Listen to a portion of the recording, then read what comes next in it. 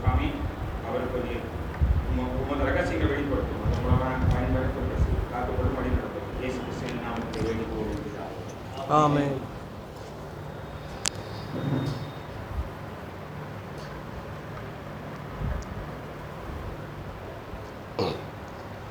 தேவனுடைய பரிசுத்த நாமத்திற்கு எல்லா கனமும் மகிமையும் துதியும் சோத்திர புகழும் உண்டாவதாக.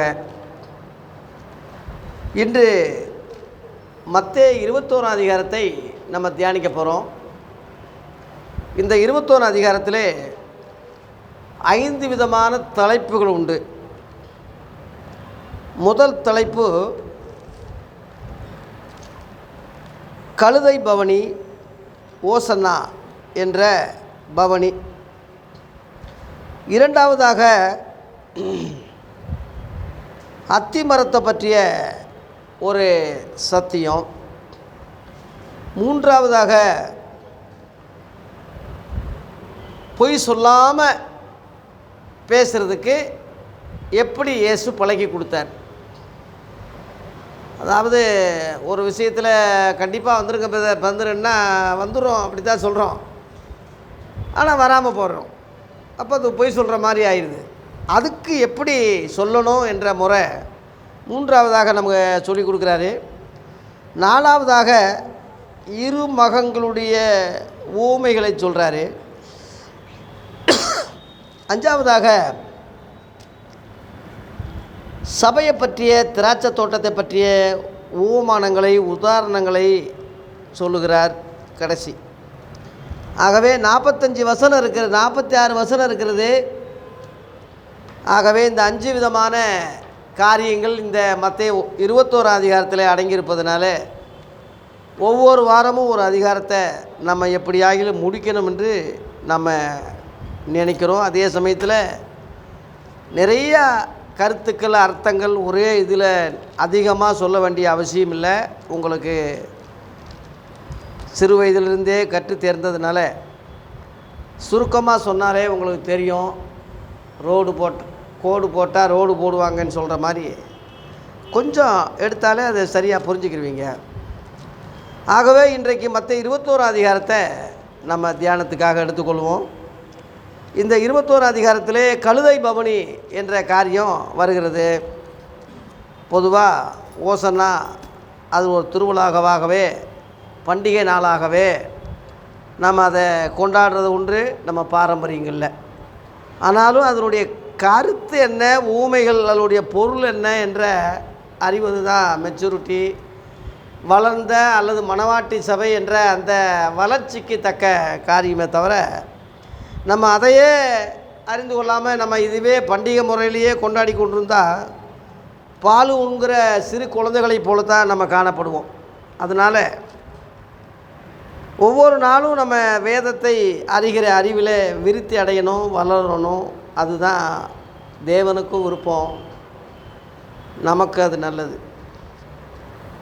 அவர்கள் எருசலேமுக்கு சமீபமாய் சேர்ந்து ஒலிவ மலைக்கு அருகான பெத்தேகேவுக்கு வந்தபோது இயேசுவின் சீசரில் 2 பேரை நோக்கி, உங்களுக்கு எதிரே இருக்கிற கிராமத்துக்கு போங்க. போன உடனே அங்கே ஒரு கழுதையும் அதோடு கூட ஒரு குட்டியும் கட்டியிருக்க காண்பீர்கள். அவைகளை அவிழ்த்து என்னிடத்தில் கொண்டு வாருங்கள். ஒருவன் உங்களுக்கு ஏதாயிலும் சொன்னால் இவைகள் ஆண்டவருக்கு வேண்டுமென்று சொல்லுங்கள், உடனே அவைகளை அனுப்பிவிடுவான் என்று சொல்லி அவர்களை அனுப்பினான். 4ஆம் வசனத்தில், இதோ சாந்த உன் ராஜா சாந்த குணமுள்ளவராய் கழுதையின் மேலும் கழுதை குட்டியாகிய மரியின் மேலும் ஏறிக்கொண்டு உன்னிடத்தில் வருகிறார் என்று சீயோன் குமாரத்திக்கு சொல்லுங்கள் என்று தீர்க்கதரிசியினால் உரைக்கப்பட்டது நிறைவேறும்படி இதெல்லாம் நடந்தது.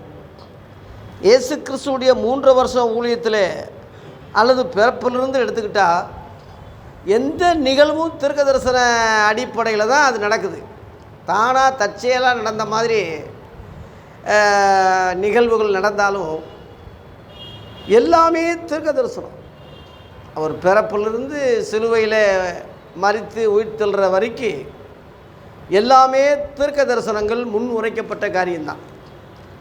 அதனால தான் மத்தேயு 5:17 சொன்னார், நியாயப்பிரமாணத்தையாவது தீர்க்க தரிசனங்களையாவது அழிக்க வந்தேன்னு எண்ணாதீங்க, அதை நிறைவேற்றவே வந்தேன்னு சொன்னார். ஏன்னா அழிக்க வந்த மாதிரி அவங்களுக்கு ஒரு ஃபீல் இருந்துச்சு. ஏன்னா நியாயப்பிரமாணத்துக்கு காலகாலமாக கடைபிடிக்கப்பட்ட பிரமாணத்துக்கு விரோதமாக அதை இனி அவசியம் இல்லை, நான் உங்களுக்கு சொல்கிறேன்னு புதிய கருத்துக்கள் சொல்கிறாரு. அதனால் ஒருவேளை அந்தி கிறிஸ்தா இருப்பாரோ, கள்ளத்திற்கதரிசியாக இருப்பாரோ, வேதத்தை புரட்டார், பிசாசு பிடிச்சவன், இப்படியெல்லாம் அந்த வேத அறிஞர்கள் வேதபாரர்கள் காலகாலமாக கடைபிடிச்சதுக்கு மாறா இவர் சொல்கிறதுனால அப்படி எண்ணுனாங்க. அவங்க எண்ணுவது நியாயம். ஏன்னா புதிய கருத்துக்கள் இவர் சொல்கிறாருன்னு யாருக்கு தெரியல. இப்போ ஏறக்குறைய அதே கருத்துக்கள் நாம் சொல்லிக்கிட்டு இருக்கிறதுனால இன்றைக்கி நம்ம பிரசங்கத்தை கேட்கக்கூடியவர்களும் அதே நிலைமையில் தான் இருக்காங்க. ஏன்னா சாயும்படி சாயும் செம்பிரி ஆடுகளைப் போல் ஒரு போதகர் சொல்லிட்டா சரி, ஒரு ஸ்தாபனம் சொல்லிட்டா சரி, ஒரு மிஷனரி சொல்லிட்டா சரி, அது என்ன ஏதுன்னு கேட்க பைபிளே கொண்டு இப்போ சபைக்கே போகிறதில்ல. ரொம்ப பேர் அவர் சொல்கிறது தான் வேதம், அவர் என்ன வாய்ச்சாலும் அது ஆமேன்னு சொல்லி மனப்பாடமாக ஏதாவது சில ஜெப புஸ்தகத்தில் வச்சுக்கிட்டு இப்படியே காலத்தை ஓட்டுறாங்களே தவிர ஏன் என்ன எதுக்குன்னு கேள்வி கேட்குறதுக்கு அவசியம் இல்லை. ரெண்டாவது அவங்களுக்கு அது விருப்பமும் இல்லை, அதை குறித்து அறிவும் இல்லை. சீக்கிரம் வீட்டில் வேலை இருக்கு, அப்படித்தான். மற்றபடி இதில் ஆய்வு செய்வது என்ன உண்மையா பொய்யா, இது அவன் உலகத்தான் காரியத்தில் இருக்கா. உலகத்தில் ஒரு வெள்ளத்தாளில் ஒருத்தன் எழுதிட்டு வந்தால் வாய்ச்சிட்டா சரி, சரிங்க சார், நாங்கள்லாம் ஓகேன்னு சொல்லுவீங்களா? உடனே ஒரு கமிட்டியை கூட்டி இப்போ வாசிடா முதல்னு சொல்லி வாய்ச்சி பார்த்து கரெக்டாக இருந்தால் தான் நீங்கள் கையெழுத்து போடுவீங்க, அங்கீகரிப்பீங்க கமிட்டியில். ஆனால் இந்த பைபிள் காரியங்களில் வேத காரியங்களில் அலட்சியம் பண்ணுறதுனால அதை குறித்து நமக்கு கவலை இல்லை. அதான் காதிருந்தும் கேளாதவர்கள், கண்களிருந்தும் காணாதவர்கள், இருதயமிருந்தும் உணராதவர்கள் என்று வேதனையோடு சொல்கிறேன். அதனால் அநேக கிறிஸ்தவர்கள் இன்றைக்கி இருந்தாலும் ஆய்வு பண்ணுறவங்க கொஞ்சம்தான், ஆராய்ச்சி பண்ணுறவங்க கொஞ்சம்தான். அந்த கொஞ்சம் பேரில் நீங்களும் நானாக இருக்கணும். அதான் சிறுமந்தை ஒடுக்கமும் இடுக்குமான வழி இதெல்லாம் சொல்கிறது காரணம் அந்த அர்த்தம்தான். ஆகவே அநேகராக இருந்தாலும் அநேகர் பரலோகத்துக்கு போகிறதில்லை, அவங்க விரிவான வழியில் தான் போகிறாங்க. அதை மனசில் நினச்சிக்கிங்க. அதனால் எல்லோரும் போகிற வழி நம்ம அப்படி நினைக்காதீங்க. எல்லோரும் போகும்போது சந்தேகப்படுங்க, இத்தனை பேர் போகிறாங்களே, அறிஞ்சு போகிறாங்களா அறியாமல் போகிறாங்களா யோசிங்க. ஒரு போதகர் சொல்கிற போது அப்படியே ஏற்றுக்கிறாதீங்க. வசன அடிப்படையில் சொல்கிறாரா, இல்லை அவர் மிஷனரி சொன்னது சொல்கிறாரா, அவர் ஸ்தாபன கருத்துக்கள் சொல்கிறாரா, யோசிக்கணும், சிந்திக்கணும். இப்போ நான் சொல்கிற காரியங்கள்லாம் யோசிக்கணும், சிந்திக்கணும்.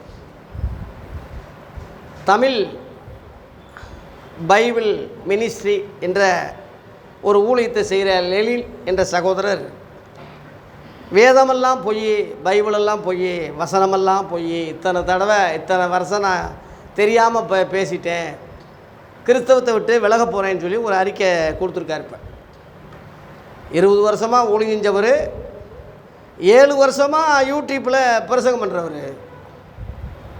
பெரிய குழப்பமாக இருக்குது. அவரை சேர்ந்தவங்க முழுவதும் இடறி போய் இருக்கக்கூடிய நிலைமை ஆயிடுச்சு. ஒரு ரசிகர் பட்டாள மாதிரி அவங்களுக்கு ஒரு குரூப்பு சேர்றாங்கல்ல, அது தவறு. அது அப்படி சேர போய்த்தான் இன்றைக்கி இத்தனை சபைகள், சங்கங்கள், இத்தனை ஐக்கியங்கள், இத்தனை இது ஒவ்வொன்றும் ஒரு ஐக்கியம் வச்சுக்கிட்டு இருக்காங்க. ஆனால் ஆதி அப்போஸ்தலர்கள் என்ன சொன்னாங்கன்னா, எங்களுடைய ஐக்கியம் பிதாவோடும் அப்படி குமாரனாகிய இயேசு கிறிஸ்துவோடும் இருக்கிறதுன்னு சொல்லி 1 யோவான் 1:3 சொன்னாங்க. உலகப்பிரகாரமான எந்த ஸ்தாபனமும் அங்கே இல்லை, அதில் மெம்பராக இல்லை, சுவாதீனமாக இருந்தாங்க. அப்போ தானே இயேசு சொன்னதை விடுதலையோடு பேச முடியும். இன்றைக்கி சபையில் சங்கத்தில் ஒரு ஸ்தாபனத்தில் இருந்தீங்கன்னா இயேசு சொன்னது விடுதலையோடு பேச முடியாது, பேச முடியாது. ஏன்னா அவங்க ஸ்தாபனம் அது தலைவருடைய உத்தரவு அது கிடையாது. இவங்க தலைவர் இயேசுவானால் தலைவர் சொன்னதை தைரியமாக சொல்லுவாங்க. இவங்க தலைவர் மனுஷனாகும் போது மனுஷங்கிட்ட சம்பளம் வாங்குறதுனால, இவன் அடிமைப்பட்டு சுயாதீனமாக இல்லாமல் இருக்கிறதுனால அந்த ஸ்தாபனம் சொல்ல வேண்டியது இவன் கேட்க வேண்டியதாக இருக்குது. ஆனால் பேருக்கு கிறித்தவன் பேர் வேறு, ஊழியக்காரர்னு சொல்கிறது. வேதனையான காரியம் இப்படித்தான் 99% இப்படி தான் போய்கிட்டு இருக்கு. அதனால் எப்படி எழுப்புதல் வரும்? இன்றைக்கி ஒரு நியூஸு, அமெரிக்காவில் சாது செல்வராஜ் ஐயா, ஏஞ்சல் டிவி உங்களுக்கெல்லாம் தெரியும், அயன் பண்ணிக்கிட்டு இருக்கும்போதே ஒரு தரிசனத்தில் மோசே வந்து பக்கத்தில் நின்னாராம். அயன் பண்ணிக்கிட்டு இருக்கும்போதே பக்கத்தில் நின்று தேர்தலை பற்றி ட்ரம்மு என்ன தேவி ஒரு அம்மா கமலா தேவியா, ஆரிஸ் கமலா தேவியா, அவன் இந்தியாவை சேர்ந்தவங்க, அவங்க நிற்கிறாங்களாம். 2 பேர் வாக்குவாதம் பண்ணிக்கிட்டு இருக்காங்களாம். நீ விளக்கம் கொடுன்னு சொல்லி மோசே வந்து இவர்கிட்ட ஒரு 5 பாயிண்ட் சொன்னாராம். பகிரங்கமாக பிரசங்கம் பண்ணிக்கிட்டு இருக்காருயா. வந்து தற்கூரிகள் அங்கேயும் கேட்டுக்கிட்டு தான் இருக்காங்க. அவர் தான் ஓ போடுங்கன்னு ஒரு இதில் சொல்லி விரட்டி விட்டு அதோட ஒரு இது மங்கி போச்சு. ஒரு ரசிகர் பட்டாலுமே இருந்துச்சு ஏஞ்சல் டிவிக்கு. இப்போ இங்கே இல்லாதனால அங்கே உருட்டுறாரு. அவனை சேர்ந்தவங்க முழுவதும் இன்றைக்கி வெக்கப்பட்டு கேவலப்பட்டு, ஒரு காலத்தில் நான் சொல்லும் போது என்னையே வஞ்சாங்க, இப்படி ஊழியக்காரன் சொல்கிறீங்களான்னு. அதே மாதிரி எந்த மனுஷனும் மனுஷன் தானேயா, 100க்கு 100 நிறைவு இருக்காது, குறைவு தான் இருக்கும். இப்போ நான் பேசும்போது 100க்கு 100 கரெக்டாக நான் பேச முடியாது, தெரியாது. எனக்கு தெரிஞ்சதை தப்பாக இல்லை, தெரிஞ்சதை கரெக்டாக சொல்லணும். அந்த கரெக்டு கூட நிறைவு கிடையாது, முழுசாக சொல்லிட்டேன்னு நான் சொல்ல முடியாது. அப்பேற்பட்ட பவுலே சொன்னானே, பிலிப்பியர் 3:13-14 நான் அடைந்ததாயிற்று, பிடித்து கொண்டேன் என்று எண்ணாமல் இலக்கை நோக்கி தொடருகிறேன், பின்னானவைகளை மறந்து முன்னானவைகளை நாடுகிறேன், அடைந்ததாயிற்று பெற்றுக்கொண்டேன்னு எண்ணாமல் அப்படின்னு சொல்கிறான். அதுக்கு இன்னொரு விளக்கம் கொடுக்குறான். நம்மில் தேறினவர்கள் யாவரும் இதே சிந்தையாக இருக்க கடவுள். தேர்ச்சி பெற்றவங்களுக்கு அடையாளம் நிறை குணம் தழும்பாது. அப்போஸ்தலர்கள்லாம் நிறை குணம், என்னைக்கு பெருமை வந்ததில்லை, மேட்டிமை வந்ததில்லை. நான் தான் கெட்டிக்காரேன்னு அவன் என்னைக்கு எவனும் சொன்னதே இல்லை. அப்போஸ்தலர் 14 அதிகாரத்தில் பிறவி சப்பானிய நடக்க பண்ணுறாங்க. புறஜாதிகள்லாம் மனுஷர்கள் தேவர்களாக வந்துட்டாங்க, இவங்க மனுஷர்கள் கிடையாது தேவர்களாகவே வந்துட்டாங்க, தெய்வ பிறவின்னு சொல்லி பூமாலை பூசைகள்லாம் கொண்டு வந்து இவங்களுக்கு கடவுள் மாதிரி கும்பிட வர்றாங்க. இன்றைக்கி உள்ள ஊழியக்காரன்னா என்ன செஞ்சுருப்பான்? வாங்க வாங்க போடுங்க மரியாதை செய்யுங்க. அவங்க சட்டைகளை கிழிச்சிக்கிட்டாங்கன்னு இருக்கு. நாங்களும் உங்களைப் போல பாடு உள்ள மனுஷர்கள், எங்களுக்கு ஏன்பா இதை செய்கிறோம்? நாங்கள் ஒன்றும் கிடையாது, வானத்தையும் பூமியும் உண்டாக்கின தேவனிடத்திலே நீங்கள் மனம் திரும்புங்க, நாங்கள் அவருடைய ஊழியக்காரங்க, இப்படி தான் சொன்னாங்க. நீங்கள் அப்போஸ்தலர் 14 போய் படிங்க. அதே மாதிரி அப்போஸ்தலர் 10 அதிகாரத்திலே கொர்நேலியு வீட்டுக்கு பேதுரு போகிறான், பிரசங்கம் பண்ணுறதுக்கு போகிறான். உடனே 100க்கு அதிபதி, சும்மா சாதாரண ஆள் இல்லை, காலில் போய் நெடுஞ்சாங்காலில் விழுகிறான். காலில், ஏன்னா அவன் புறஜாதி, தெய்வமாக பார்க்குறான் ஊழியக்காரங்களை. உடனே இன்றைக்கு உள்ள ஊழியக்காரன் மாதிரி பரவாயில்லையே, சிலுவையை போடுவோம், முத்தம் கொடுங்க, இந்தாங்க மோதிரத்தை முத்தம் கொடுங்க, முழங்கால் போடியா நிற்கிறியேன்னு சொல்லி அப்படியெல்லாம் சொல்லுவாங்க. அப்போஸ்தலர் 10:25-26 எழுந்துரும், நானும் ஒரு மனுஷன்தான், ஏன் இப்படி செய்கிற பேதுரு? இந்த மாதிரி சொல்லிக்கிட்டே போகலாம், எவ்வளவோ உதாரணங்கள் சொல்லிகிட்டே போகலாம். இயேசு கிறிஸ்து கூட பிறந்த சகோதரன் யாக்கோப்பு தன்னை இயேசுவின் தம்பின்னு சொல்லலை, இயேசுவின் சகோதரன் சொல்லலை. நான் அவருடைய ஊழியக்காரன். யாக்கோப்பு 1:1 அவன் தொடங்கும் போது அப்படித்தான், நான் இயேசு கிறிஸ்துடைய ஊழியக்காரன்னு தான் தொடங்குறான். ஊழியக்காரன்னா வேலைக்காரன், சர்வெண்ட்டு, அடிமை, அந்த அர்த்தம்தான். கலாத்தியர் 1:19 பவுல் சொல்கிறான், கர்த்தருடைய சகோதரனாகிய யாக்கோப்புன்னு சொல்கிறான். பவுல் சொல்கிறான், இவன் சொல்லலை, இவன் வாயால் சொல்லலை. அதை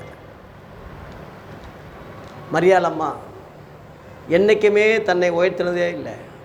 இதோ ஆண்டவருக்கு நான் அடிமை, என்னை பார்த்தீங்களே, தாழ்மையை நோக்கி பார்த்தீரே, எவ்வளவு தாழ்மை. அதனால தானே தேவகுமாரனே பிறக்கக்கூடிய ஒரு பாக்கியத்தை அந்த அம்மா பெற்றது. அந்த அம்மா இன்றைக்கி இருந்திருந்தா இன்றைக்கி அந்த அம்மாவை சாமி கும்பிட அனுமதிக்குமா, மொட்டை எடுக்க அனுமதிக்குமா, சொப்பரஞ்சூக்க அனுமதிக்குமா, பொங்கல் வைக்க அனுமதிக்குமா? இருந்திருந்தா அப்படி இல்லை. அதனால் ஏன் சொல்கிறேன்னா, மனிதர்களை பின்பற்றாதீங்க. ஏன் அப்படின்னா, இவங்கெல்லாம் மண்ணிலிருந்து வந்தவங்க. இயேசுவை பின்பற்றுவதற்கு, அவருடைய அப்போஸ்தலர்களை பின்பற்றுவதற்கு நம்ம ஏன் சொல்கிறோம்னா, இயேசு வானத்திலிருந்து வந்த கர்த்தர். யோவான் 3:31 மறந்துடாத. இவங்க பூமியிலிருந்து உண்ணானவர்கள், பூமிக்குரிய தன்மையிலிருந்து தான் பேசுகிறாங்க. நான் பரலோகத்திலிருந்து வந்தவன். யோவான் சாணகன் சொல்கிறான், எல்லாரிலும் பெரியவர். அங்கே கண்டதையும் அங்கே கேட்டதையும் இங்கே வந்து சொல்கிறாரு.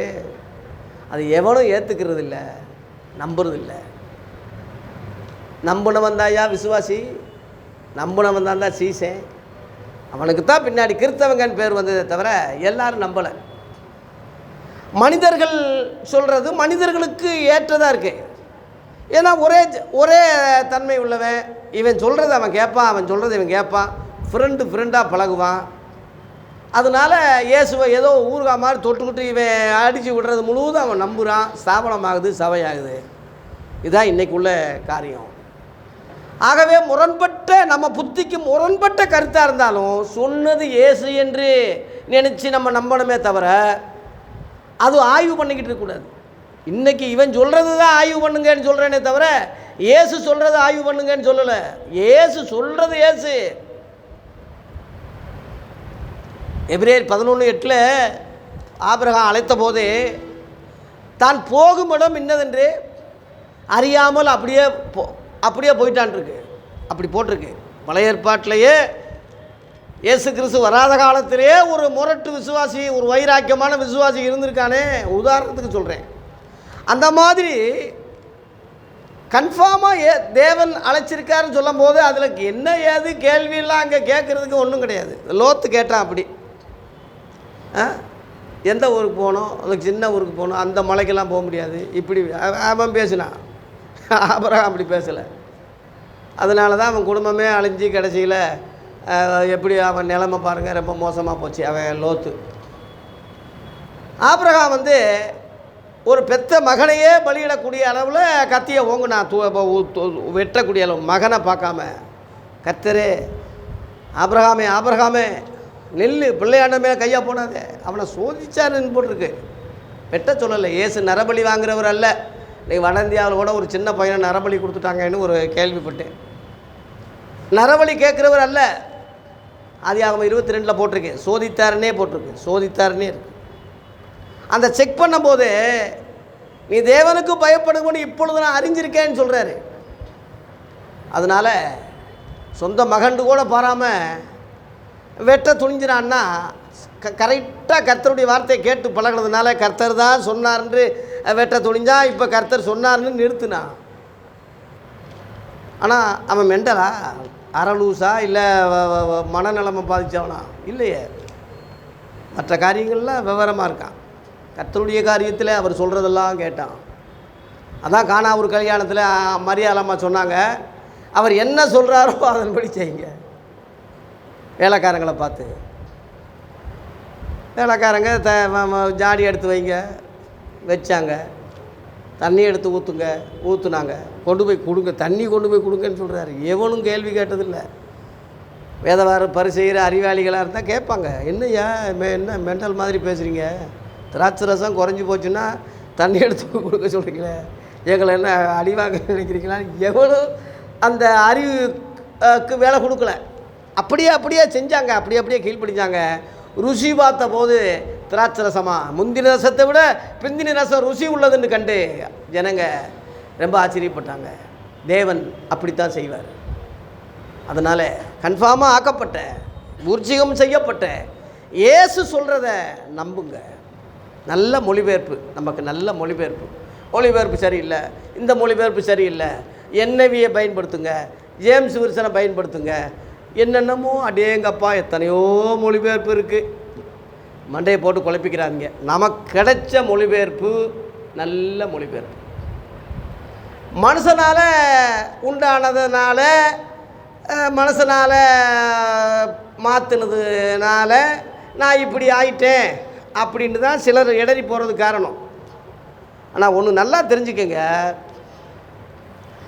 2 தீமோத்தேயு 3:16-17 வேத வாக்கியங்களை எல்லாம் தேவனாலே அருளப்பட்டிருக்கு. ஒரு ரகசியத்தை தெரிஞ்சுக்கங்க, வேத வாக்கியங்கள் எல்லாம் பழைய ஏற்பாடானாலும் சரி, அது புதிய ஏற்பாடானாலும் சரி, வேத வாக்கியங்கள் முழுவதும் பரிசுத்த ஆவியினாலே அருளப்பட்டிருக்கு. அந்த வார்த்தைகள் எதுக்கு பயன்படுத்தணும் படிக்கிறீங்களா? 2 தீமோத்தேயு 3 16-17 அப்போஸ்தலனாகிய பவுல் சொல்கிறான், வேத வாக்கியங்கள் எல்லாம் 1-2 இல்லை, எல்லாமே ஒரு புள்ளி முதற்கொண்டு எல்லாமே தேவனாலே அருளப்பட்டிருக்கு. பாருங்க, தேவ ஆவியினாலே அருளப்பட்டிருக்கு. தேவனுடைய மனுஷன் அவன் தேர்ச்சி பெற்றவனாக இருக்கும்படி எந்த நல்ல காரியங்களையும் அவன் செய்யத்தக்கதாக அவன் தகுதி உள்ளவனாக ஆகும்படியாக இருக்கும்படிக்கு அவைகள் பாயிண்ட் உபதேசத்துக்கும், 2வது இதை வச்சே அவனை கடிந்து கொள்றதுக்கும், சீர்திருத்தம். இன்னைக்கு உள்ள சபைகளில் சீர்திருத்தம் கிடையாது, பாரம்பரியம் தான் இருக்குது. சீர்திருத்துவதுக்கும், நீதியை படிப்பிச்சு கொடுக்கறதுக்கு புரோஜனமாக உள்ளதா. இதுதான் தேவ ஆவியில் அருளப்பட்டிருக்கு. பேசுகிறது நீங்கள் அல்ல, பிதாவின் ஆவியானவரே பேசுகிறாருன்னு சீசர்களுக்கு சொல்லி கொடுத்தது அதான். நீங்களா நிர்ணயம் பண்ணாதீங்க, என்ன பேசணும் எப்படி பேசணும்னு குழம்பாதீங்க. அந்த நேரத்தில் அருளப்படும் வாயில் வர்றது பேசுங்கன்னு சொல்கிறாரு. நான் அப்படி தான் பேசிக்கிட்டு இருக்கேன். நீங்கள் கண்ணால் பார்த்துக்கிட்டு இருக்கீங்க, எந்த குறிப்பு எந்த வச்சு பிளான் பண்ணி யோசிச்சு, ஆனால் வேதத்தை பார்க்குறேன், அதுக்காக வரலை. ஆனால் ரொம்ப ஆராய்ச்சியோ ரொம்ப ஆழமாக போய் அங்கங்கே புஸ்தகங்களை தேடுறதோ இல்லை. ஓரளவில் பார்த்து பாயிண்ட் எடுத்து அதுக்கு பிறகு பேசுகிறதெல்லாம் நான் நினச்சதே பேச மாட்டேன். அது மாதிரி இன்னொரு ரூட்டில் போய்கிட்டு இருக்கும். எல்லாம் கோர்வையாக வசனம் இருக்கும், அதெல்லாம் நான் குறித்தது கிடையாது, நினைச்சதும் கிடையாது. அதான் ஆவியானவர். தேவ பிள்ளைகளே, வேத வாக்கியங்கள் எல்லாம் அப்படின்ட்டு. அதனால் இந்த வேத வாக்கியங்கள் தேவ பரிசுத்த ஆவியினாலே அருளப்பட்டதுனாலே, பரிசுத்த ஆவி பழைய ஏற்பாட்டில் பூமிக்கு வரலை, புதிய ஏற்பாட்டில் பூமிக்கு வந்தார். இதான் வித்தியாசம். இயேசு பழைய ஏற்பாட்டில் மனிதனாக பிறக்கலை, புதிய ஏற்பாட்டில் மனிதனாக பிறந்தார். இதான் வித்தியாசம். இதுதான் காரியமே தவிர வேற அல்ல. ஆகவே இயேசு என்ன சொன்னாலும் என்னன்னு கேள்வி கேட்க நம்ம அறிவை பயன்படுத்தாதீங்க. அந்த வகையில் நம்முடைய அறிவு அந்த வகையில் குறைவுள்ளது. 1 கொரிந்தியர் 13:9-10 அப்பேற்பட்ட பவுலை சொல்கிறான், நம்முடைய அறிவு குறைவுள்ளது, நம்முடைய தீர்க்கதரிசனம் சொல்லுதலும் குறைவுள்ளது தான். நிறைவானது வரும்போது குறைவானது ஒளிந்து போகும்னு சொல்கிறான்.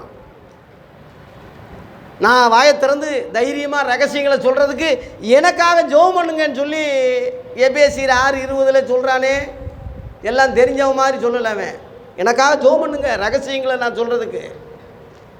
அப்பேற்பட்ட ஊழியர்கள் தான் நிறைவு அடைஞ்சிருக்காங்க,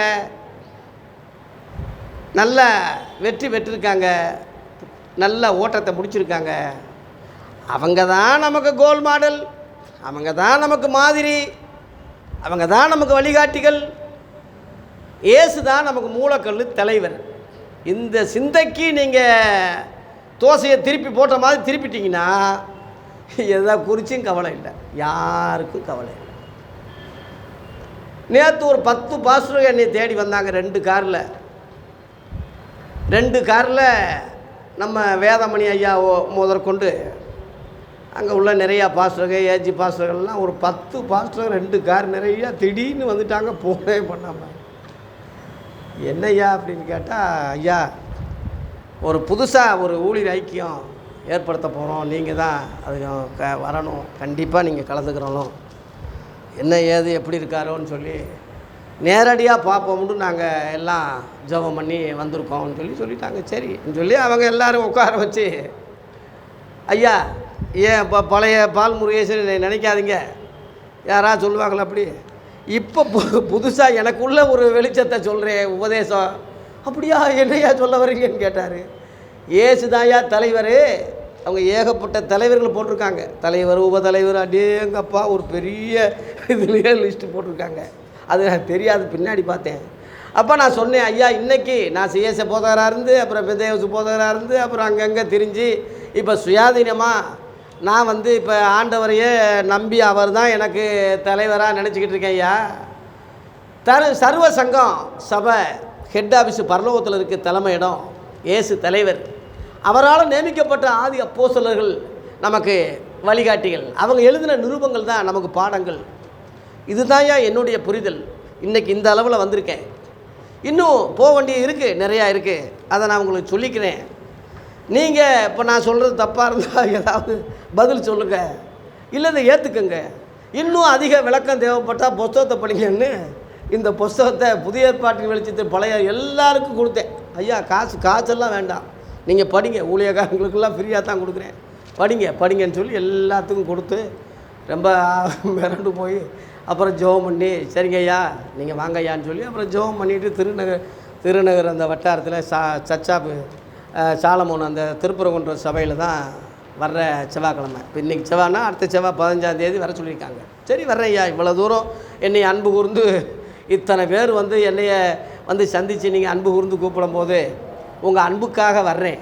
என் உபதேசம் என் உபதேசம் கிடையாது, பொதுவானது. அதனால் இதை நீங்கள் தயவுசெய்து படிங்கன்னு சொல்லும்போது படிக்கிறோமையான்னு சொல்லிட்டாங்க.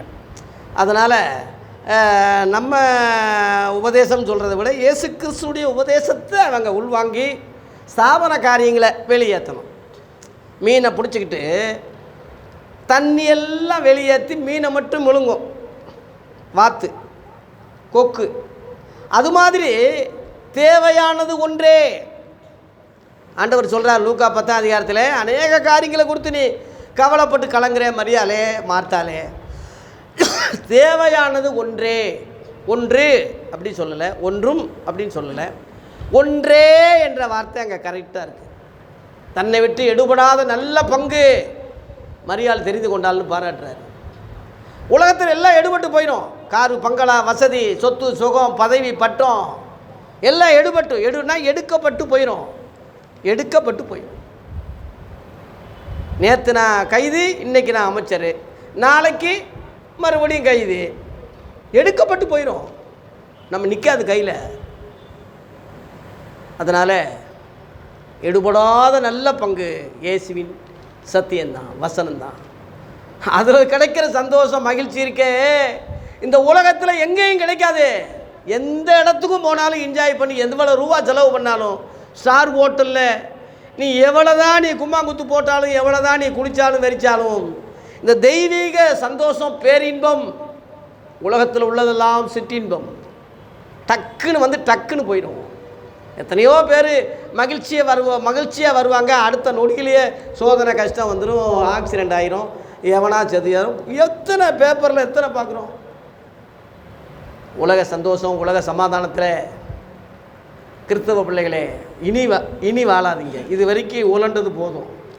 இனிமேல் இயேசு கிறிஸ்து எனக்கு தலைவர், எடுபடாத நல்ல பங்கு, என்னுடைய நித்திய ஜீவனை அடைவது பெறுவது, தலைமை இடத்துல பரலோகத்தில் போய் நான் சேருவது, அது வரைக்கும் இந்த பூமியில் அவர் சித்தத்தை செய்வது, அவருடைய வார்த்தைகளை ஆய்வு செய்வது, வளருவது, முடிஞ்சால் மற்றவர்களுக்கு சொல்வது, இதை தவிர நமக்கு ஒரு பேரின்பம் மகிழ்ச்சி கிடையாது. இந்த மாதிரி உள்ளவங்களை ஆத்துமா செழிக்கும், குடும்பமும் செழிக்கும், சேர்ந்தவங்களும் செழிப்பாங்க. அவங்களுக்கு ஒரு மன உளைச்சலும் ஒரு குறையும் வராது. நிச்சயமாக அடித்து சொல்கிறேன். 40 ஆண்டுக்கு மேலே நான் ஊழியம் செஞ்சுக்கிட்டு இருக்கேன். இந்த அனுபவம் எனக்கு இருந்ததுனால தான் எனக்கு வந்த கஷ்டங்கள்லாம் கஷ்டமாக தெரியல, பாடுகளாக தெரியல, உபத்திரவமாக தெரியல. ஜெயில், கட்டு, காவல்கள், அவமானங்கள், வேதனைகள், வறுமைகள் பெருசாக தெரியல. ஏன்னா இது பெருசாக இருக்குல்ல. அதனால தான் நிறைவானது வரும்போது குறைவானது ஒளிந்து போகும். நிறைவானது வேத வசனம் ஒன்று தான். இதை உட்கொள்ளுங்க, ஒவ்வொரு நாளும் உட்கொள்ளுக்கிட்டே இருங்க. யார் என்ன சொன்னாலும் யோசனை பண்ணிங்க. எத்தனையோ வீடியோக்குள்ளது, எத்தனையோ அதெல்லாம் பார்க்காதீங்க. அதெல்லாம் இப்போ அதிகமாக எல்லாம் ஒரு குட்டையில் உள்ள மட்டை தான்.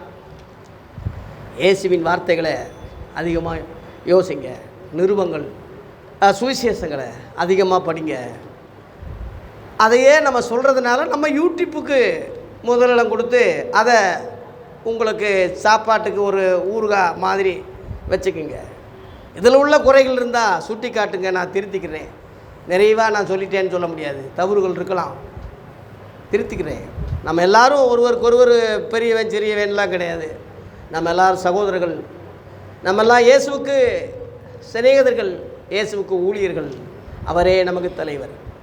இந்த சிந்தையோடு எந்த ஊழியக்காரனாலும் எந்த மனுஷனாக இருந்தாலும் பாக்கிவான், அவன் ஆசீர்வதிக்கப்படுவான். இங்கேயும் நல்லா இருப்பான், அங்கேயும் போயிடுவான்.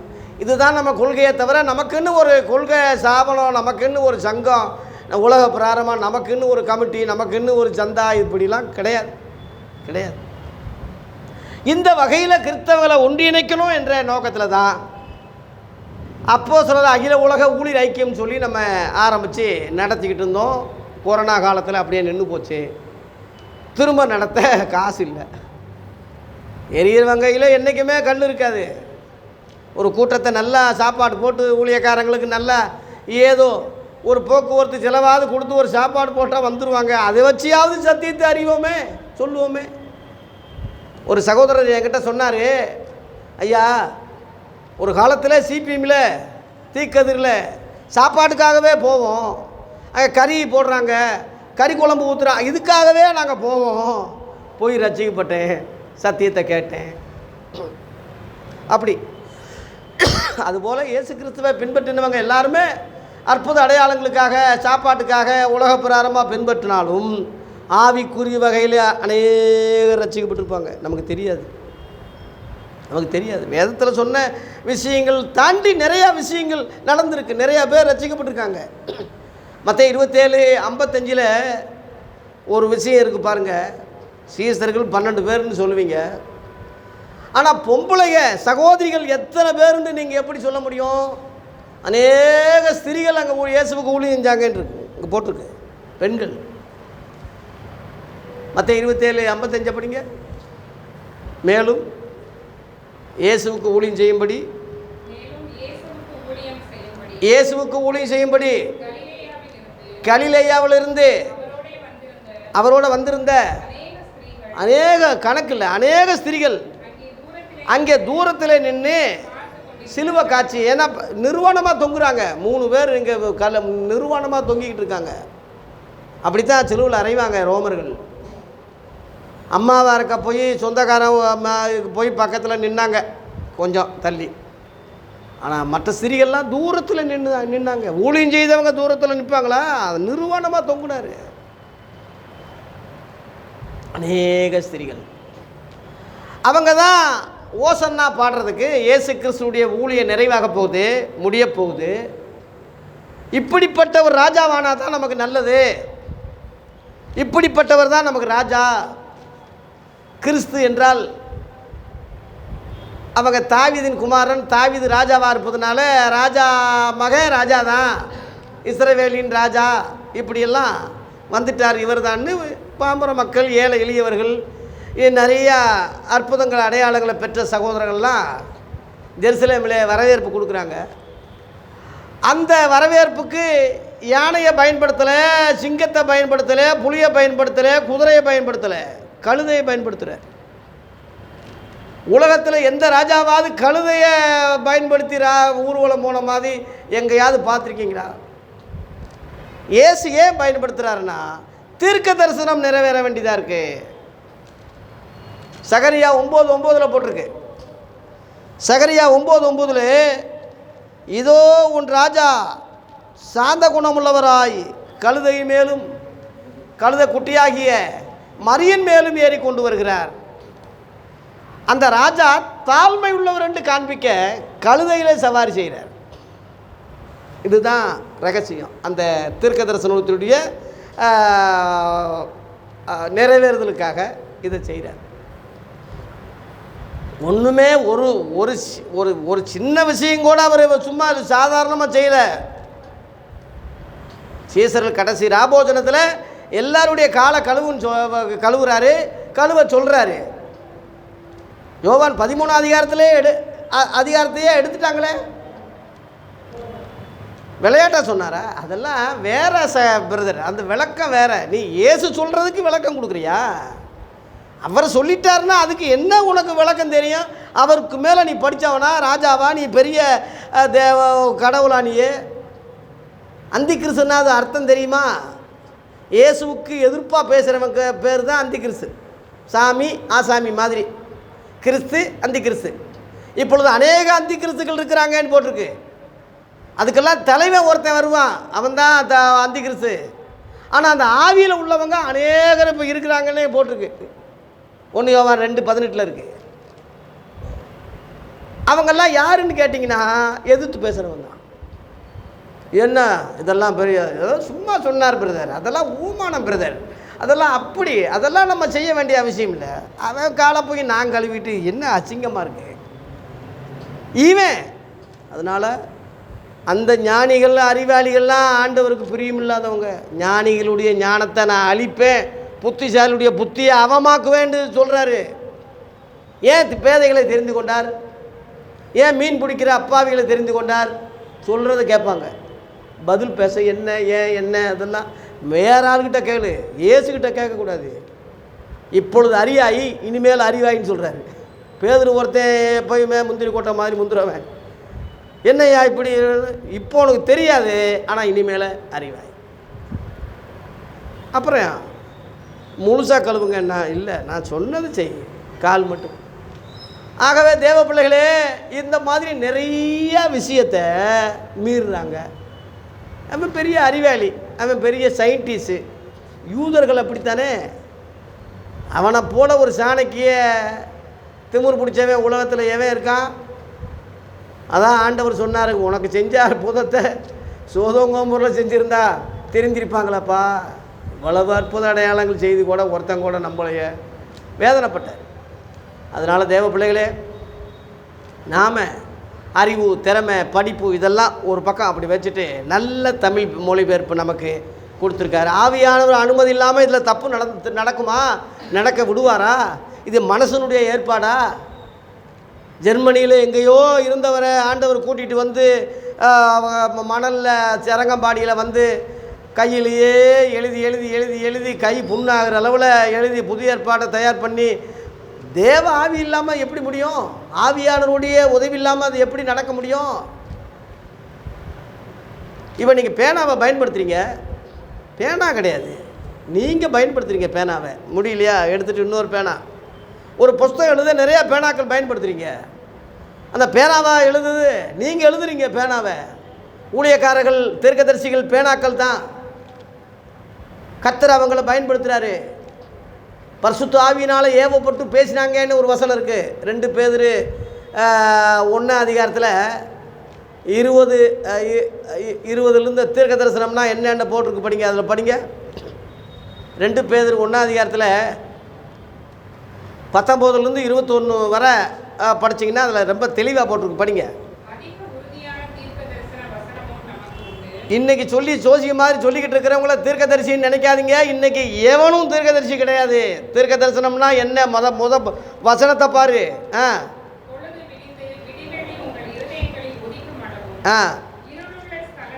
இருள் உள்ள ஸ்தலத்தில் பிரகாசிக்கிற விளக்கை போன்ற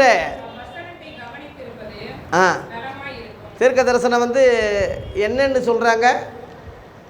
வசனத்தை கவனித்திருப்பது நல்லது.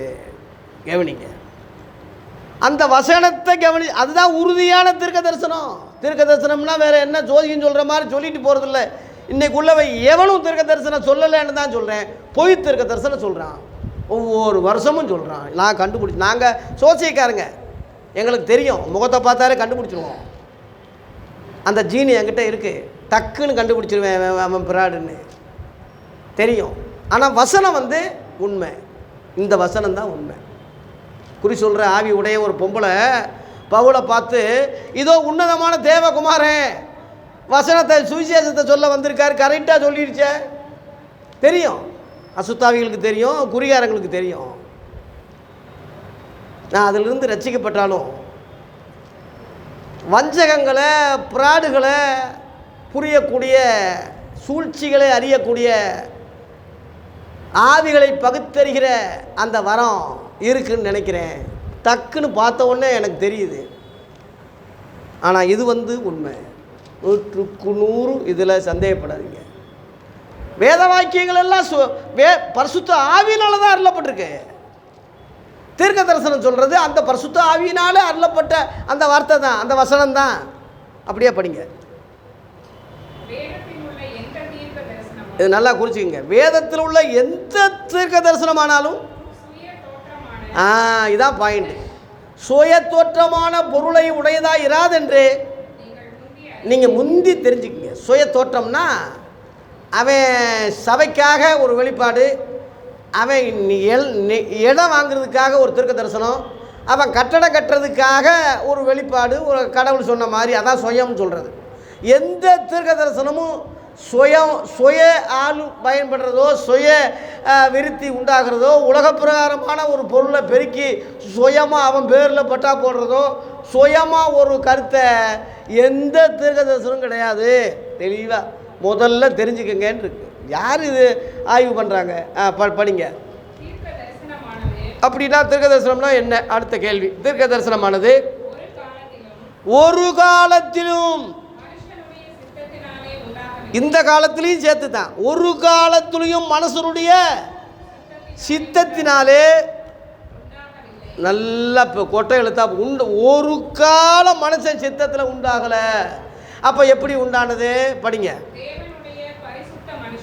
தேவனுடைய பரிசுத்த மனுஷர்கள் பரிசுத்த ஆவியினாலே ஏவப்பட்டு பேசுவார்களா, பேசினார்களா?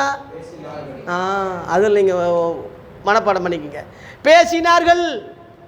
இன்னைக்கு ஒருத்தன் சொல்கிறான், ஒரு கள்ள தீர்க்கதரிசி குறுந்தாடியை வச்சுக்கிட்டு பேசுவார்கள், அதே வசனத்தை பேசினார்கள்னு சொன்னதை பேசுவார்கள், அந்த அடிப்படையில் இப்போ நான் பேசுகிறேன்னு சொல்கிறான்.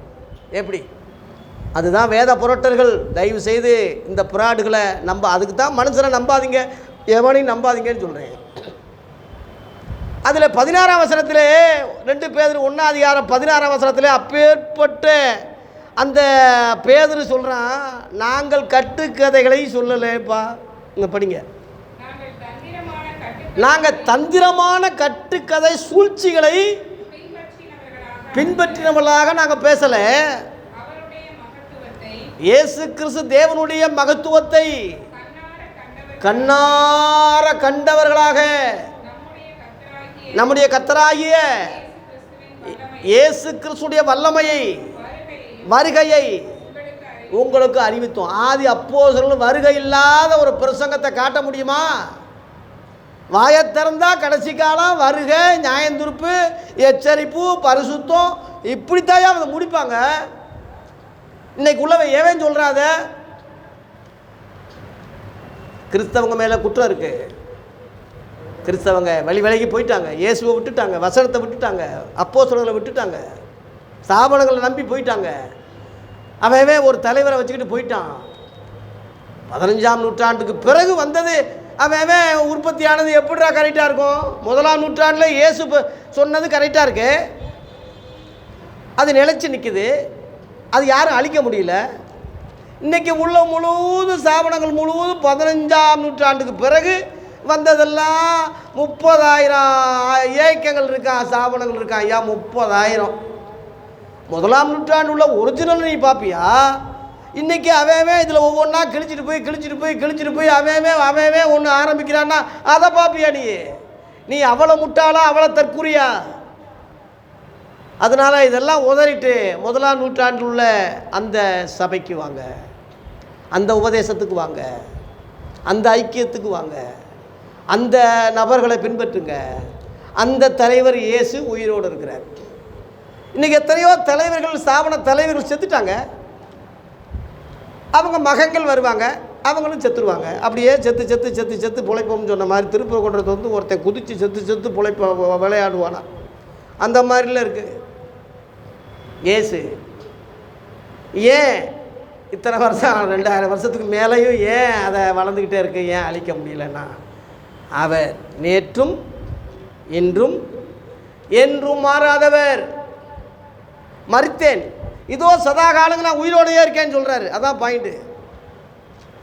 நீங்கள் அப்போஸ்தலர் 5ஆம் அதிகாரத்தில் தெய்தாசுன்னு ஒருத்தன் 400 பேரை இழுத்தான், அவனும் செத்தான், அவன் சேர்ந்தவங்களாம் செதறடிக்கப்பட்டாங்கன்னு இருக்கு. அப்புறம் யூதாசு அநேகரை இழுத்தான், அவன் செத்தான், அவன் சேர்ந்தவங்களாம் செதறி போனாங்கன்னு போட்டிருக்கு. அவ்வளோ மனுஷனை பின்பற்றினா அப்படித்தான்.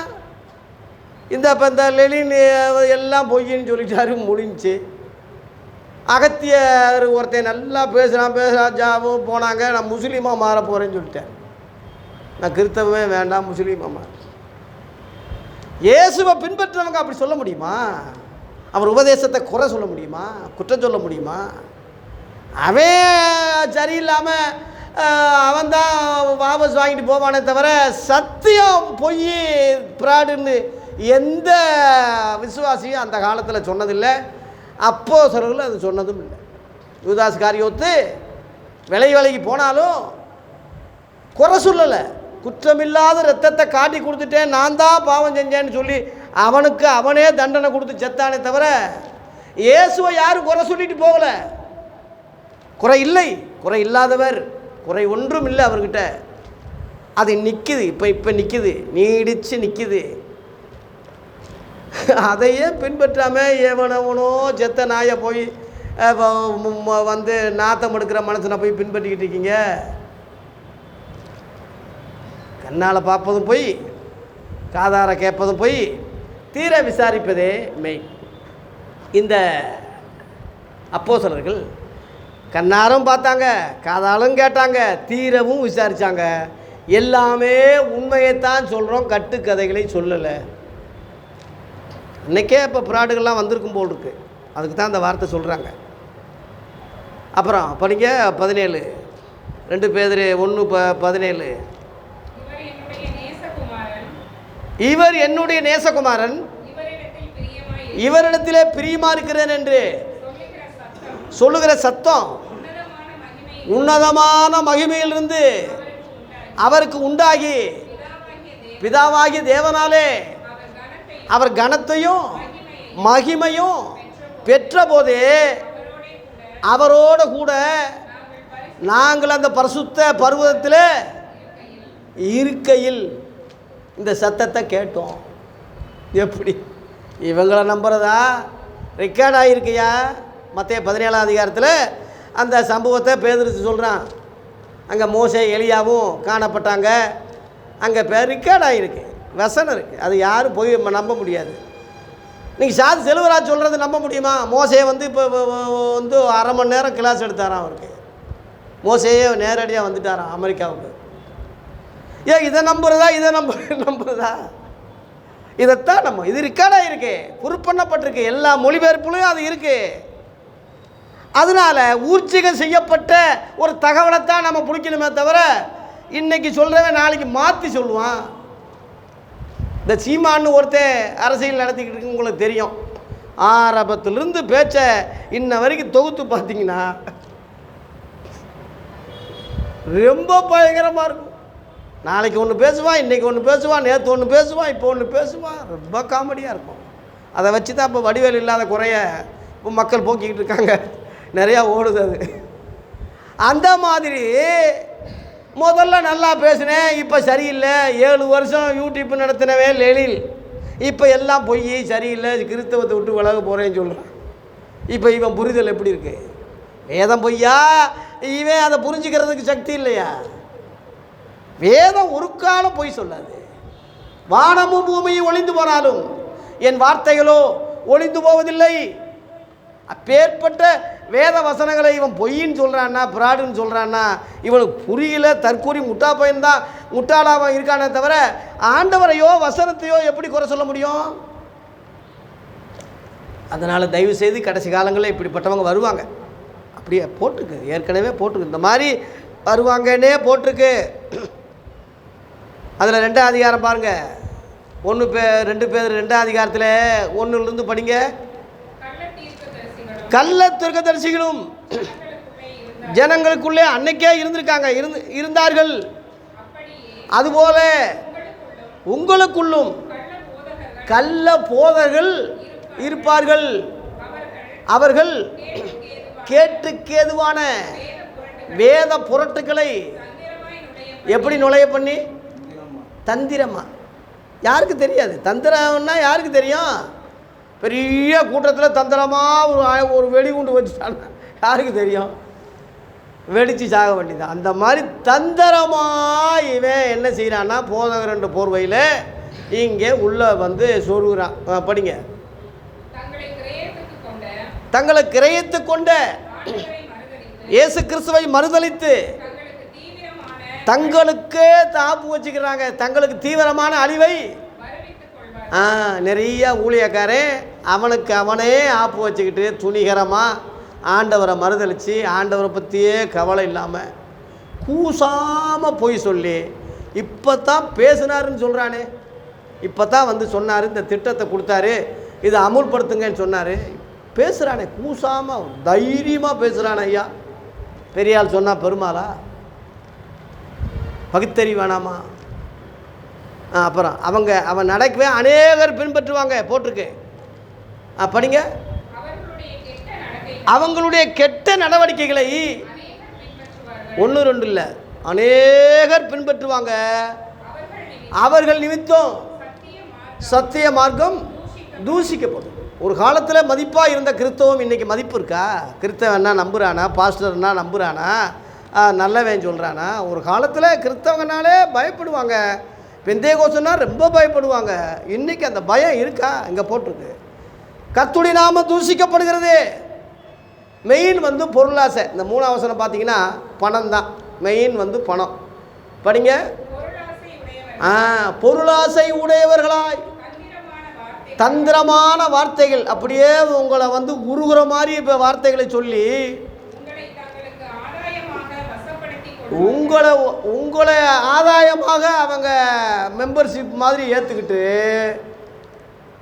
உங்களை ஏமாற்றலாம். அன்னைக்கே பேதர் சொல்லிட்டாயா, இதை படித்தா தான் உங்களுக்கு தெரியும். கெட்ட நடக்கைகள், தந்திரமான வார்த்தைகள், பொருளாசை உடையவர்களாய். கடைசியில் இவ்வளவு எழுதுங்க, இவ்வளவு ரூபா கொடுங்க, இவ்வளவு காரியம் செய்யுங்க. உங்களுக்கு சத்தியத்தை சொல்கிற ஊழியக்காரங்க சாப்பிடணும், முழு நேர ஊழியருக்கு சம்பளம் கொடுக்கணும், நம்ம ஆவிக்குரிய நன்மைகளை பெறதுனால சரீர நன்மைகளை கொடுக்கலாம். கர்த்தர் கட்டளையிட்டிருக்கிறார், கரெக்டு. சம்பந்தமே இல்லாதவன் கேட்குறானே, தசமபாகம் கொடுங்க, எனக்கு காணிக்கை அனுப்புங்க. அவனுக்கு உனக்கு என்ன சம்பந்தம்? ஒரு சத்தியத்தை உனக்கு சொல்லி கொடுத்தானா? உனக்கு கிளாஸ் நடத்தினானா? சரியான உபதேசத்தை சொல்லி சரியான பாதையில் நடத்துகிறானா? அவன் அப்படி கேட்குறதுனால தான் சரியான சத்தியத்தை சொல்கிறேன் நானே கேட்குறதுக்கு பயப்படுறேன், வெட்கப்படுறேன். இது அப்போ நம்மளையும் அப்படி நினச்சிடுவாங்களேன்னு. இதுதான் எல்லா பாடும் படுகிறோன்னு ஆதி அப்போஸ்தலர் சொன்னாங்க. அதனால் புதிய ஏற்பாடு முற்றிட்டுன்னு சொல்லும்போது அதோடு முடிஞ்சிச்சு. இன்னும் ஒரு வெளிப்பாடு வராது, புரிஞ்சுக்கங்க. இன்னொரு தீர்க்க தரிசனம் வராது, இன்னொரு வெளிப்பாடு வராது, இன்னொரு சொப்பனம் வராது. இன்னைக்கு எந்த நாயின்னு சொன்னாலும் நம்பாதீங்க. நாயின்னு கூட இன்னும் நிறையா கூட வையலாம். அவ்வளோ கோபமாக இருக்கேன், அவ்வளோ எரிச்சலாக இருக்கேன். அன்னைக்கே சொல்லிட்டாங்க, சொன்னதை இன்றைக்கி ஆய்வு பண்ணி நிறைவேற்றி அதை ஒவ்வொரு இது இப்போ இந்த கள்ளத்திற்கு அரிசி மறுதளிச்சு போனது பொய்ன்னு எல்லாம் எழுதியிருக்குதுல்ல. இதை பார்த்தா தானே தெரியும் உங்களுக்கு. யூடியூப்பே பார்த்துக்கிட்டு இருந்தா. அப்புறம் படிங்க 2 பேதுரு 1ஆம் அதிகாரத்தில் 20-21 படிங்க. எந்த தீர்க்க தரிசனமானாலும் சரி, பாயிண்ட் சுய தோற்றமான, சுயம்னா அவன் சுயநலத்துக்காக, அவன் சபைக்காக ஒரு தீர்க்க தரிசனம் தனிப்பட்ட மனிதன் புகழ்ச்சிக்கு வளர்ச்சிக்கு இருக்காது. பொதுநலம் உள்ளது தான் தீர்க்க தரிசனம். அப்புறம் தீர்க்க தரிசனமானது ஒரு காலம், எந்த காலமானாலும் மனுஷருடைய சித்தத்தினாலே உண்டாகவில்லை. கர்த்தர் பேசுகிறார், இப்பொழுது ஜெபம் பண்ணே பேசுகிறார். அப்போ அவன் சித்தம் தானே தீர்க்க தரிசனமாக சொல்கிறான். அப்படி உண்டாகலேன்னு இல்லை போட்டிருக்கு. வசனத்தை நம்புறீங்களா, பின்பற்றுறீங்களா, இல்லை அவன் சொல்கிறது கேட்குறீங்களா? அதனால் தயவு செய்து மக்களே, கிறிஸ்தவ பிள்ளைகளே, ரொம்ப வற்புறுத்தி உங்களை அன்போடு கேட்டுக்கொள்கிறேன், வசனத்தை விட்டு வலதுபுறம் இடதுபுறம் சாயாதீங்க. இங்கே போட்டிருக்கு பேசினார்கள். பரிசுத்த ஆவியினாலே கடைசியில் முடியும் போது தேவனுடைய பரிசுத்த மனுஷர்கள் பரிசுத்த ஆவியினாலே ஏவப்பட்டு பேசுவார்கள் அல்ல, பேசினார்கள். ஏற்கனவே முற்றிட்டுன்னு போட்டாச்சு, பேசிட்டு அது அதில் தான் கடைசி எச்சரிப்பு. வெளிப்படுத்தல் 22 ஒரு வசனத்தில் உருப்பாகிலும் ஒரு வசனத்தையாவது எடுக்காதீங்க, கூட்டாதீங்க, குறைக்காதீங்க, ஒரு உருப்பாகிலும் மாற்றாதீங்க, எச்சரிக்கிறேன்னு சொல்கிறார் இயேசுவே. கடைசியில் ஃபைனலில் தானே சொல்ல முடியும். இப்போ தீர்க்க தரிசனம் சொல்லிக்கிட்டு இருந்தால் அன்னைக்கே சொல்லியிருப்பாருக்கா. இப்போ உள்ளதெல்லாம் அதை சொல்கிறதுக்கு வேணால் இப்போ இருக்கலாம். அப்போ நான் சொல்கிறேன்னா அதைத்தான் சொல்கிறேன், விளக்குறதுக்கு சில உதாரணங்கள் சொல்கிறேனே தவிர அதைத்தான் சொல்கிறேன், அதைத்தான் சொல்லணும். எழுதப்பட்டதுக்கு மிஞ்சி எவனும் பேசாதீங்க நினைக்காதீங்கன்னு அன்றைக்கே சொல்லிட்டாங்களே. அவங்களே ஒரு வேளை வேறு ஒரு சுவிசேஷம் சொன்னாலும் சரி, அல்லது நாங்களே ஏதாவது ஒரு புல்டர் பண்ணி சொன்னாலும் சரி, அல்லது தேவதூதனே வானத்திலிருந்து வந்து சொன்னாலும் சரி, ஜபிக்கப்பட்டவங்களே சொன்னாங்க. கலாத்தியர் 1ஆம் அதிகாரத்தில் 8-9 மறந்துடாதீங்க. நாங்கள் பிரசங்கித்த சுவிசேஷத்தை அல்லாமல் நாங்களாவது வானத்திலிருந்து வரும் ஒரு தூதனாவது வேறு ஒரு சுவிசேஷத்தை பிரசங்கித்தால் அவன் சபிக்கப்பட்டவனாக இருக்க கடவான். முன் சொன்னது போல் 9 முன் சொன்னது போல் மறுபடியும் சொல்கிறேன், திரும்ப திரும்ப அதைத்தான் சொல்கிறேன். அதனால் எழுதப்பட்டதுக்கு மிஞ்சி அப்போஸ்தலர் சொல்லப்பட்ட பிறகு அந்த காரியத்தை ஆய்வு பண்ணி அதில் உள்ளது நிறைவேறுது, அதில் உள்ள நடக்குது, அது நடந்துக்கிட்டு இருக்குது. இனிமேல் அந்தி கிறிஸ்து வரப்போகிறான், 666 உதயமாக போகுது, ஜிப்பு வைக்க ஆரம்பிச்சிட்டாங்க, வசனம் நிறைவேறுது. இப்படி வசனத்தை சார்ந்து வசனத்தையே விளக்கம் கொடுங்க. ஒரு வசனத்தை சொல்லி 9 புத்தி அங்கே நீ துணிச்சா எவ்வளோ பெரிய தவறு. ஆகவே வேத வாக்கியங்கள் நிறைவேறும்படி கழுதையும் கழுதை குட்டியாகிய மரியன் மேலும் ஏறிக்கொண்டு இயேசு வந்தார்.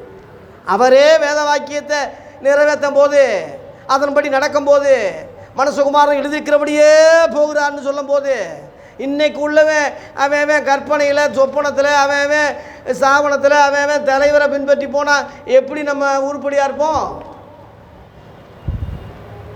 அதனால் அவரை விட்டுட்டு இப்போ கழுதையை பிடிச்சிக்கிட்டாங்க. சில ஆளுக ஐயா சுமக்கிற கழுதை, நாங்கள் கழுதை போல இயேசுவை சுமக்கிறோம். இயேசுவை விட்டுட்டாங்க, கழுதையை பிடிச்சிக்கிட்டாங்க. இப்போ 2 படங்கள் கலர் போட்டு என்னை பாரு யோகம் வரும். 2 கழுதை படம், கலர் படம். என்னை பாரு யோகம் வரும்னு சொல்லி எல்லா கடைகளையும் தொங்க வச்சுட்டான். ஐயா கழுதையை பார்த்தாவா யோகம் வரும்? அதுக்கு தான் கழுதை சவனம் நல்ல சவனம்னு சொல்லி பரவிருச்சு.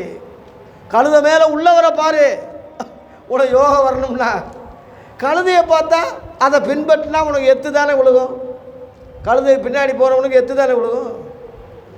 அதனால் ஊழியக்காரங்க பின்பற்றாதீங்க. ஒரு மதிகேட்ட ஒருத்தன் ஒரு முட்டாத்தனத்தை கழுதை பேசாத கழுதை பேசி மதிகேட்ட தடுத்ததாக பீலேயாமை பற்றி இந்த பேதுரு தான் எழுதுகிறான். ஒரு கழுதைக்கு இருக்கிற ஒரு ஞானம் கூட இல்லை. ஒரு கழுதை பெரிய கழுதை, ஒரு கழுதை குட்டி கழுதை. பெரிய கழுதியில் இவரை ஏற்றினாங்க, குட்டி கழுதியில் இவரே ஏறி போனார்ன்னு இருக்கு. எருசலேமை சுற்றி வரணும்ல. அப்படி வரும்போது ஜனங்கள்லாம் ராஜா வந்து விட்டார், ராஜா வந்து விட்டார், ஓசன்னா ஓசன்னான்னு சொல்லி திரளான மக்கள். 8ஆம் வசனம் பார்த்தீங்கன்னா, திரளான ஜனங்கள் தாங்கள் வஸ்திரங்களையும் வழிகளே விரித்தார்கள், வேறு சிலர் மரக்கிளிகளை தரித்து வழியிலே பரப்பினார்கள்.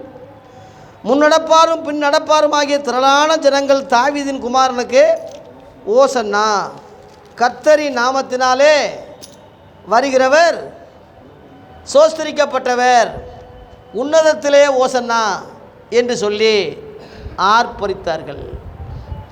ஓசன்னான்னா வெற்றின்னு அர்த்தம். ஓசன்னான்னா வெற்றின்னு அர்த்தம்.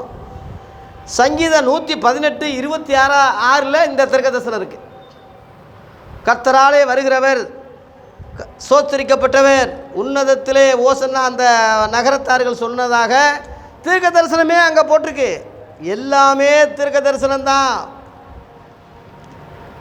அதன் பிறகு அந்த சவாரியிலேயே உள்ளே வரும்போது கோயிலில் பார்த்தீங்கன்னா கல்லர் குகை மாதிரி ஆக்கி வச்சுருக்கான் தேவாலயத்தை. அவன் விற்பனை செய்கிறான், புறாக்களை விற்கிறான், சந்தைக்கடை மாதிரி ஆயிடுச்சு தேவாலயம். இவர் அந்த நேரத்தில் வர்றாரு, வந்து புறா விற்கிறவர்களைய ஆசானங்களையும் கவிழ்த்து எல்லாரையும் வெளியே துரத்தி வியாபாரிகள் முழுவதையும் விரட்டுறாரு. கோயிலை வச்சு வியாபாரம் பண்ணுறவங்க எத்தனை பேர் இருக்காங்க? ஒரு சர்ச்சுன்னா அதுலேயே கடையை போட்டு அதுலேயே ஒரு வியாபாரம் பண்ணி அதில் பொழைப்பு நடத்தி எத்தனை பேர் சர்ச்சை வியாபாரமாக்குறாங்க. காணிக்க கொண்டு வந்தால் ஏலம் போடுறாங்க, அதுக்கு ஏதோ ஒரு ஆசீர்வாதம் தட்டான் ஒரு தட்டு, அது ஒரு வியாபாரமாக்குறாங்க. எவ்வளோ வேதனையான இருக்குது. அது கொஞ்சமாவது அன்னைக்கே விரட்டினாரே, இன்றைக்கி இருந்தால் எப்படி இருக்கும்? அன்னைக்கு விரட்டது தப்புன்னு சொன்னது இன்னைக்கு தப்பாக தெரியலையா? சொன்னது யார்? ஏசு. விரட்டினது ஏசு. கல்லர் குகையாக்கிட்டீங்களேன்னு சொன்னது ஏசு. இன்னைக்கு மட்டும் என்ன? அதே தானே. ஏன் அதை செய்கிறீங்க? ஏன் செய்ய விடுறீங்க? ஏன் மக்களுக்கு அந்த அறிவு இல்லை? பரலோகத்தை விட்டே துரத்திடுவார். இந்த கோயிலை விட்டு துரத்தணும் பரவாயில்ல, பரலோகத்தை விட்டு துரத்துனா அக்கினிக்கு தான் போகணும், அக்கினி கடலில் தான் போகணும். தீட்டுள்ளதும் அருவருப்பையும் பொய்யை நடப்பிக்கிறதுமாகிய ஒன்றும் அதில் பிரவேசிப்பதில்லை. ஆட்டுக்குட்டியாருடைய ஜீவ புஸ்தகத்தில் எழுதப்பட்டவர்கள் மாத்திரம்தான் பிரவேசிப்பாங்கன்னு சொல்லி வெளிப்படுத்தல் 21:27 இருக்குது. உலகத்தாருடைய மகிமையெல்லாம் அங்கே கொண்டு வருவாங்கன்னு போட்டிருக்கு. 25-26 பார்த்தீங்கன்னா உலக மக்களுடைய மகிமை கனம் எல்லாம் கொண்டு வருவாங்க. எல்லாம் போயிடலாம்னு போக முடியாது. அங்கே போட்டிருக்கு 27 போக முடியே பஸ்ஸெல்லாம் போட்டிருக்கு. ஆகவே இயேசு அவர்களை நோக்கி 13ஆம் வசனத்தில் என்னுடைய வீடு ஜெப வீடு எனப்படும் என்று எழுதியிருக்கிறது, நீங்களோ அதை கல்லறு குகையாக்கினீர்கள் என்றார். கொடியவர்களின் கூடாரம். இதுதான் கலைஞர் கருணாநிதி எழுதினார்.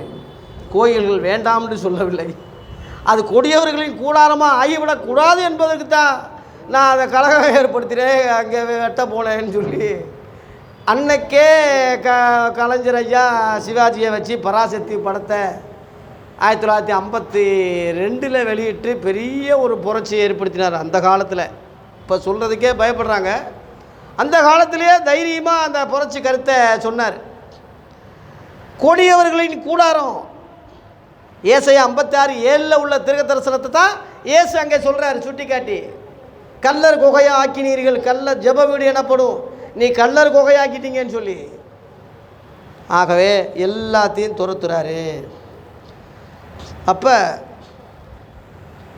15ஆம் வசனத்தில் அவர் செய்த அதிசயங்களையும் தாவீதின் குமாரனுக்கு ஓசன்னா என்று தேவாலயத்தில் ஆர்ப்பரிக்கிற பிள்ளைகளையும் பிரதான ஆசாரியரும் வேதபாரம் கண்டு கோவப்படுறாங்க. சந்தோஷப்படலை, கோவப்படுறாங்க. இயேசுவை துதிக்கிறாங்க, ஆராதிக்கிறாங்க. ஆனால் இவன் கோவப்படுறான். அவன் எப்படி நமக்கு சிநேகிதராமா? இயேசுவுக்கு எதிரியாக இருக்கிறவன் நமக்கு சிநேகிதரா? 1 வருஷம் ஆகுது இன்றைக்கி யுத்தம் ஆரம்பித்து இஸ்ரேலில். நேத்தோட 1 வருஷமாக எல்லாம் விசுவாசிகள்லாம் கமாண்டு போடுறாங்க, அல்லேலூயா கர்த்தருக்கு ஸ்தோத்திரம், குண்டு போட்டு நிறையா பேர் கொன்னீங்களே அதுக்காக ஸ்தோத்திரம், நிறையா பேர் செத்துட்டாங்களே. இப்போ வந்து அது நிறைவு நாளில் கூட பிள்ளைகள் ஆஸ்பத்திரியில் குண்டை போட்டிருக்கான், நிறையா பொம்பளை பிள்ளைகளை கொண்டிருக்கான், நிறைய ஆள்களை கொண்டிருக்கான், இன்ன வரைக்கும் அவளை கொன்று தீர்த்துக்கிட்டு இருக்கான். அவங்க கர்த்தருடைய பிள்ளைகன்னு எப்படிடா சொல்கிற? கிறிஸ்தவங்க யாரும் ஊழியம் செய்யக்கூடாதுன்னு சொல்கிறான், கிறிஸ்தவ ஊழியத்தை தடை பண்ணுறாங்க, அரெஸ்ட் பண்ணுறாங்க. இயேசுவுக்கு எதிரியாக இருக்கிறவன் உனக்கு எப்படி சிநேகிதராவா சொல்லுங்கள்? இது எனக்கு புரியலையே. இயேசுவை சிலுவில் அரைஞ்ச குடகால பாவிக இன்ன வரைக்கும் மனம் திரும்பலை, இன்ன வரைக்கும் இயேசுவை தேவகுமார்னு இன்ன வரைக்கும் இப்போ வரைக்கும் ஏற்றுக்கிறாமல் இருக்கான்னா, அந்த யூதர்களுக்காக நீ ஜெபிக்கிற, தேவாலயம் கட்டுறதுக்காக ஜெபிக்கிற, தேவாலயத்தில் யார் உட்கார்றான்னு தெரியுமா உனக்கு? யார் உட்காருவான்னு சொல்லுங்கள்? அந்தி கிறிஸ்து தான் உட்கார போகிறான். போட்டிருக்கு 2 தெசலோனிக்கேயர் 2ஆம் அதிகாரத்தில் போட்டிருக்கு. அதெல்லாம் நிறைவேறுது, இன்றைக்கி வசனம் நிறைவேறுது. யார் என்ன சொன்னாலும் வசனம் நினைங்க. தயவுசெய்து நான் சொல்கிறேன் உங்களுக்கு, யார் என்ன குழம்புனாலும் நீங்கள் குழம்பிடாதீங்க, யார் என்ன பதட்டாலும் நீங்கள் பதறாதீங்க. கேட்டின மகனாகிய பாவ மனுஷன் வெளிப்பட்டால் ஒழிய அந்த நாள் வராது. அந்தி கிறிஸ்து இன்னும் வெளிப்படலை, பயப்படாதீங்க. அங்கே வந்துட்டார், இங்கே வந்துட்டார், இங்கே வந்துருச்சு, இங்கே வந்துருச்சுன்னு எவன் சொன்னாலும் கேட்காதீங்க. வராது, எவன் சொன்னாலும் நம்பாதீங்கன்னே சொல்லிட்டாரே மத்தேயு 24. அது அடுத்து வரப்போகுது. ஆகவே தேவ பிள்ளைகளே, கடைசி காலத்தில் வசனத்தை மட்டும் பிடிச்சிக்குங்க. அந்த வசனத்தை கவனித்திருப்பது நல்லது, இல்லாவிட்டால் கெட்டது. அவ்வளோதான், அவ்வளோதான். ரொம்ப அழுத்த சொல்ல முடியாது. வசனத்தை பிடிச்சிக்குங்க, வசனத்திலேயே போங்க. அதுதான் பேட்டரி அடிச்சுக்கிட்டு அந்த வெளிச்சத்துலேயே ஊர் போய் சேருங்க. இன்னொருத்தன் மின்னாமூச்சி மாதிரி இங்கே வா, இங்கேயும் லைட் இருக்குது, இங்கேயும் லைட் இருக்குன்னா வேணாம். இயேசு கொடுத்த லைட்டு போதும், அவர் சொன்ன வசனம் போதும். நீங்கள் உலகத்துக்கு வெளிச்சமாக இருக்கீங்கன்னு ஏன் சொன்னார்னா, நான் ஒளியாக இருக்கேன்னு அவர் சொல்கிறார். ஒளியிட்டிருந்து வாங்கி தான் உலகத்துக்கு என்ன செய்யுது? வெளிச்சம் கொடுக்குது. அப்படித்தானே? ராத்திரியில் இந்த நட்சத்திரங்கள்லாம் ஏன் பிரகாசிக்குது? ஏன் வெளிச்சம் கொடுக்குது? பகலில் உள்ள சூரியனுடைய வெப்பத்தை எல்லாம் உறிஞ்சிக்கிட்டு இந்த இப்போ ஒரு லைட்டு வந்திருக்குல்ல, சோலாரா இப்போ கண்டுபிடிச்சிருக்காங்களே, அந்த மாதிரி பகலெல்லாம் உறிஞ்சிக்கிட்டு நைட்டில் வெளிச்சம் விளங்குறதுக்கு நமக்கு புரிகிறதுக்கெல்லாம் அன்றைக்கி நவீனமே கண்டுபிடிப்பே நமக்கு உதாரணமாக இருக்கே. அதுபோல் இயேசு நான் உலகத்துக்கு ஒளியாக இருக்கேன்னு சொல்கிறாரு. உலகத்தில் வந்து எந்த மனுஷனையும் பிரகாசிப்பிக்கிற ஒளியே அந்த மெய்யான ஒளி. அந்த மெய்யான ஒளியிடத்திலிருந்து நீ வசனத்தை வாங்கி, சத்தியத்தை வாங்கி, உபதேசத்தை வாங்கி, இந்த காரிருள் நிறைந்த இந்த அந்தகார இருளில் உள்ள மக்களுக்கு நீ வெளிச்சமாக இருக்கணும். யோவான் 9:5 நான் உலகத்தில் இருக்கையில் உலகத்துக்கு ஒளியாக இருக்கேன்னு சொல்கிறாரு. இப்போ அவர் உலகத்தில் இல்லை, இயேசு உலகத்தில் இல்லை, பரலோகத்தில் இருக்கிறார். பிதாவின் வலது பாசத்தில் உட்கார்ந்து நமக்காக பரிந்து பேசிக்கிட்டு இருக்காரு. இப்போ உலகத்தில் நாம தான் இருக்கோம். நம்மளை என்ன சொல்கிறாருன்னா, மத்தேயு 5:14 நீங்கள் உலகத்துக்கு வெளிச்சமாக இருக்கிறீர்கள். அல்லேலூயா. அந்த ஒளியினிடத்திலிருந்து நீங்கள் வாங்கின அந்த சத்தியத்தை தான் நீங்கள் வெளிச்சமாக கொடுக்க முடியும். எங்கே வாங்குறது? 4 சுவிசேஷத்தில் வாங்குங்கய்யா, நிறுவங்களை வாங்குங்க, வெளிப்படுத்துகிற விசேஷத்தில் வாங்குங்க. வெளியில் வாங்கிடாதீங்க. வெளியில் வாங்க போகும்போது மணவாளன் வந்துடுவார், கதவு பூட்டிடும், நீங்கள் கைவிடப்பட்டு போயிடுவீங்க. வெளியில் வாங்காதீங்க. இதில் இருக்குது. இதை அணையாமல் உங்கள் விளக்க, அதான் விளக்கை போன்ற அந்த வசனத்தை கவனித்திருப்பது நல்லதுன்னு இப்போ தானே படிச்சிங்க. ஆகவே கள்ளர் கூட்டத்தையும் கயவர்களையும் கொடிய கூடாரங்களையும் நம்ம விட்டு விலகுவது அவசியம். 2வது பாயிண்ட் என்னென்னா, 17ஆம் வசனத்திலிருந்து அவர்களை விட்டு நகரத்திலிருந்து புறப்பட்டு பெத்தானியாவுக்கு அங்கே போகிறாரு, தங்குறாரு. காலையில் எந்திரிச்சு போகும்போது நகரத்துக்கு திரும்பி வருகையில் அவருக்கு பசி உண்டாயிட்டு. தேவகுமாரனுக்கு பசி எடுக்குமான்னா அவர் 100க்கு 100 மனுஷன், சாப்பிட்டாரு, தண்ணி குடித்தார், தூங்கினார். 100க்கு 100 மனுஷன். மறுபக்கத்தில் 100க்கு 100 தேவகுமார். இந்த 2 காரியத்தை மனசில் வச்சுக்கோங்க. 100க்கு 100 மனுஷனாக இருக்க போய் தான் கிமு கிபி வரலாறு. உலகத்தில் யாரும் இயேசு இல்லைன்னு சொல்ல முடியாது, வரலேன்னு சொல்ல முடியாது, கட்டுக்கதை பொய்ன்னு சொல்ல முடியாது. 100க்கு 100 ஒரு மனிதர். அதனால் எல்லாமே காரணம் உள்ளது தான். அப்போ அங்கே அத்திமரம் ஒரு மரம் இருக்குது, வழி அருகே 19 போட்டிருக்கு. வழி அருகே ஒரு அத்திமரத்தை கண்டு அதனிடத்தில் போய் அதில் இலைகளை அன்றி வேறு ஒன்றையும் காணாமல் ஒரு காலம் உன்னிடத்தில் கனி உண்டாகாதிருக்க கடவுது என்றார். உடனே அந்த அத்திமரம் என்ன ஆயிட்டு? பற்று போயிட்டு. மரம் மனிதனுக்கு ஒப்பனையாக இருக்குது. அதை புரிஞ்சுக்குங்க. அத்திமரம் இஸ்ரேல் நாட்டுக்கு ஒப்பனையாக இருக்குது. அத்திமரத்தினால ஒரு ஊமையை கற்றுக்கொடுங்கன்னு சொல்கிறார். அந்த அத்திமரம் தோட்டத்துக்குள்ளே இருந்தால் அதுக்கு ஒரு பாதுகாப்பு இருக்கும். கனியே இல்லாவிட்டாலும் தோட்டக்காரன், ஐயா இந்த ஒரு வருஷம் இருக்கட்டும், கொத்தி எரு போடுறேன். அங்கே பரிந்து பேச ஆள் இருக்கு. 3 வருஷம் கனி இல்லாவிட்டால் கூட வெட்டாமல் போகிறார் எஜமானு. இங்கே இந்த மரத்தை மட்டும் சபிக்கிறாரு. ஏன்? வழி அருகே இருக்குது, தோட்டத்துக்குள்ளே இல்லை, வழி அருகே இருக்குது. நீங்கள் வழியில் உள்ள தோட்டத்துக்குள்ளே உள்ள மரமாக நீங்கள் இருக்கணுமே தவிர வெளியில் இருக்கக்கூடாது. இன்றைக்கி அநேகர் கிறிஸ்துவுக்கு வெளியே இருக்காங்க. ஒருவன் கிறிஸ்துவுக்குள் இருந்தால் புது சிஷ்டியாக இருக்கிறான். ஆவின் கனிகள் அவங்ககிட்ட இருக்குது. நேற்று வந்த பாஸ்டர்கள்லாம், ஐயா ஆவின் கனிகளை பற்றி சொல்லணும்யா, இன்றைக்கி கனிகள் இல்லாமல் இருக்குது, ஊழியக்காரங்க எல்லாம் கனிகளோடு இருக்காங்க. கரெக்டு. கனிகள் உள்ளே இருந்தால் தானே, கிறிஸ்துவுக்குள்ளே இருந்தால் தானே அந்த கனி. கிறிஸ்துவுக்கு வெளியே நிற்கிற அந்த அத்திமரம் இலைகளே அண்டின்னா கவர்ச்சிகரமாக கிறிஸ்தவ பேர், பெரிய சிலுவை, பெரிய பாரம்பரியம், பெரிய கோயில், பெரிய கட்டடம், பெரிய பட்டம் எல்லாமே இருக்குது ஐயல. ஆனால் பக்கத்தில் பார்க்கும்போது கனி இல்லை. அந்த கனி கூடாத மரம் சபிக்கப்படும். அந்த சபிக்கப்பட்டவங்கெல்லாம் இடதுபுறத்தில் நிப்பாட்டுவார் ஜட்ஜ்மெண்ட்டில். 1 கொரிந்தியர் 16:22 ஒருவன் கர்த்தராகிய இயேசு கிறிஸ்துவிடத்தில் அன்பு கூறாமல் போனால் அவன் சபிக்கப்பட்டவனாக இருக்க கடவான். கர்த்தர் வருகிறார். அன்பு கூறுறவே உள்ளே இருப்பான், அன்பு கூறாதவன் வெளியே இருப்பான், அவன் சபிக்கப்பட்டவன். இன்னொரு சபிக்கப்பட்டவனை ஏற்கனவே சொல்லிட்டேன், வேறொரு சுவிசேஷத்தை சொல்கிறவன் சபிக்கப்பட்டவன். இவங்கெல்லாம் இடதுபுறத்தில் நிறுத்தப்படுவாங்க. சபிக்கப்பட்டவர்களே, இயேசு அங்கே சொல்கிறார், மத்தேயு 25:41 சொல்கிறார், சபிக்கப்பட்டவர்களே, பிசாசுக்காகவும் அவன் தூதர்களுக்காகவும் ஆயத்தமாக்கப்பட்ட அக்கினிக்கு போங்க. நான் பசியாக இருந்தேன், போஜனம் கொடுக்கல, தாகமாக இருந்தேன், தாகத்தை தீர்க்கலை, அந்நியனாக இருந்தேன், சேர்த்துக்கிறல, வஸ்திரம் இல்லாத வஸ்திரம் கொடுக்கல. அப்போ அவங்க எப்போயா இப்படி இருந்தீங்க? நீங்கள் வந்தால் நாங்கள் அப்படி இருந்திருப்போமா? ஏழை எளிய சிறியவர்களுக்கு, அனாதிகளுக்கு. அவன் யாராக இருந்தால் எந்த மனுஷனாகவும், எந்த மதத்தை சேர்ந்தவனாக இருக்கட்டும், திண்ணூறு பட்டையை போட்டுக்கிட்டு கொட்டையை போட்டுக்கிட்டு முருகாண்டு உங்ககிட்ட வந்தால் பிசாசு பிள்ளை இயேசு நாமத்தில் போராண்டு வெட்டக்கூடாது. அவன் ஆத்துமாவை பாரு, அவன் தேவ பிள்ளை, பிழைப்புக்காக வந்திருக்கான். ரொம்ப இந்துக்கள் இருக்கிறதுனால அந்த வடிவத்தில் சாப்பிடுவோன்னு வர்றான். பாவம். இந்த புரிதலோடு தான் நீ இருக்கணுமே தவிர பிசாசின் பிள்ளைகள் அவனை விரட்டக்கூடாது.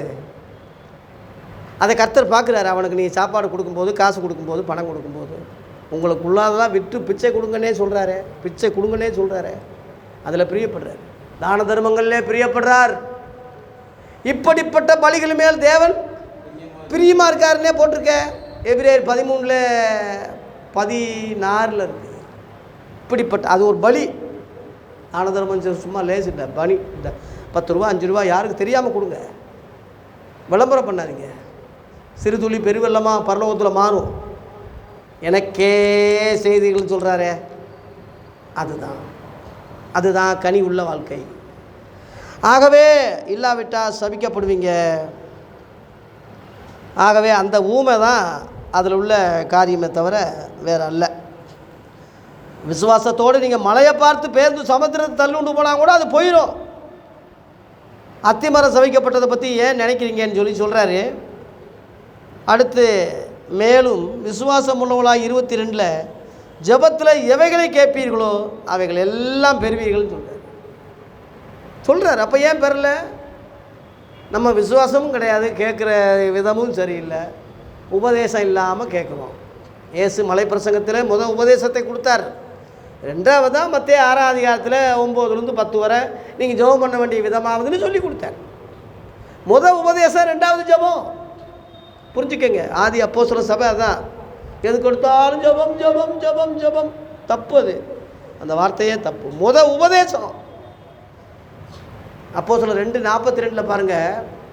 அவர்கள் அப்போஸ்தல உபதேசத்துலேயும் அன்னி ஒன்னியத்துலேயும் அப்பப்பிக்கிறதுலையும் ஜெபம் பண்ணதுலேயும் உறுதியாக.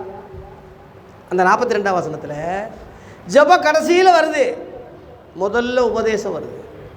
அப்போஸ்தலர்களும் இயேசுவை போலவே அவங்க நடந்தாங்க, அந்த உபதேசத்திலே நடந்து அப்புறம்தான் அவங்க ஜெபத்தில் இருந்தாங்க. அந்த ஜெபம் செய்யும் போது அது இடம் அசைஞ்சனே போட்டிருக்கு. திரளான மக்கள்.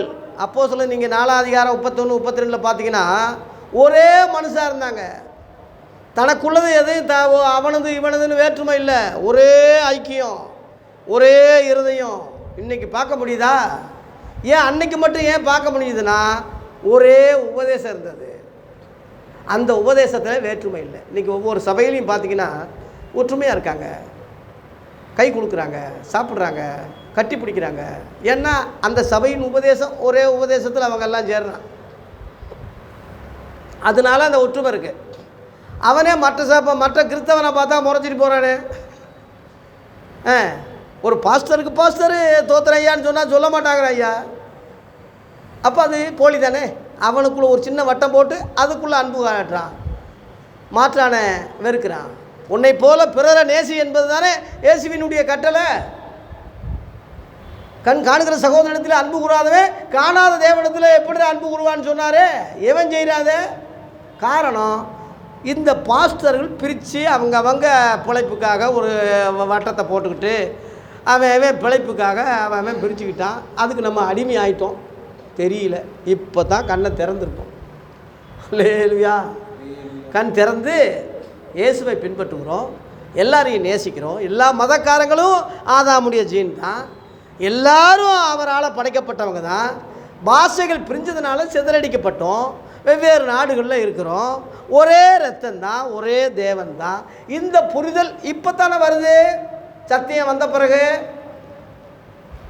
அவன் 1000 பேசினாலும் இன்னொருத்தர் கூட இருக்கட்டும், கிறிஸ்தவரையே மதிக்க மாட்டாங்கிறாங்க.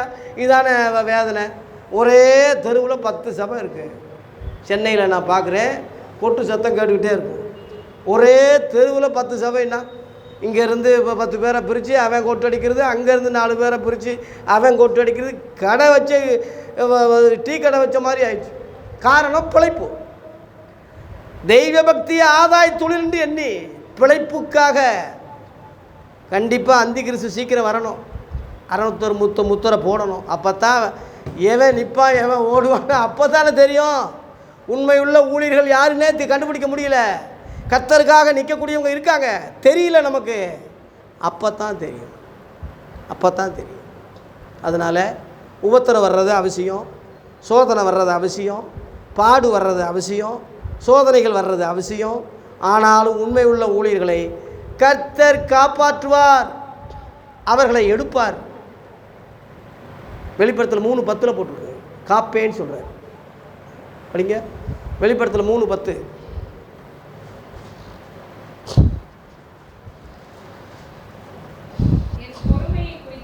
என் பொறுமையை குறித்து சொல்லிய வசனத்தை நீ காத்து கொண்டபடியினால் பூமியில் குடியிருக்கிறவர்களை சோதிக்கும்படியாக பூச்சக்கரத்தின் மேலோங்கு வரப்போகிற சோதனை காலத்துக்கு தப்பும்படி நானும் உன்னை காப்பேன். என் வசனத்தை நீ காத்தா உன்னை நான் காப்பேன். உலகம் முழுவதும் வர்ற பூச்சக்கரத்தின் மேலோங்கு, உன் குடும்பத்தில் வர்ற சோதனை இங்கே சொல்லலை, அந்த சோதனை சொல்லலை. அன்றாடும் உலகத்தில் சோதனை கஷ்டம் இருக்கத்தான் செய்யுது. உலகம் முழுவதும் ஒரு சோதனை காலம் வரப்போகுது. அது என்ன காலம்? அந்தி கிறிஸ்துனுடைய 666 முத்திரையை அமுல்படுத்துகிற காலம். இந்த 1 வருஷம் ஆகுது, இஸ்ரேல் யுத்தம் முடிவுக்கு வருமா? அந்தி கிறிஸ்து வந்து தான் முடிச்சு வைப்பாங்க. ஐநா சபையில் உலக நாடுகளில் எல்லாருமே யுத்தத்தை நிறுத்துங்கன்னு தான் சொல்கிறாங்க. அதில் ஒரு சமாதான தூதனாக ஒருத்தன் வருவான். இப்போ இருக்க அந்தி கிறிஸ்து நமக்கு தெரியல, அப்போ தான் தெரியும். யூதர்களுக்கு தெரியாது, நம்ம கிறிஸ்தவங்களுக்கு தெரிஞ்சிடும். இவன் தான் நமக்கு தெரிஞ்சிடும்.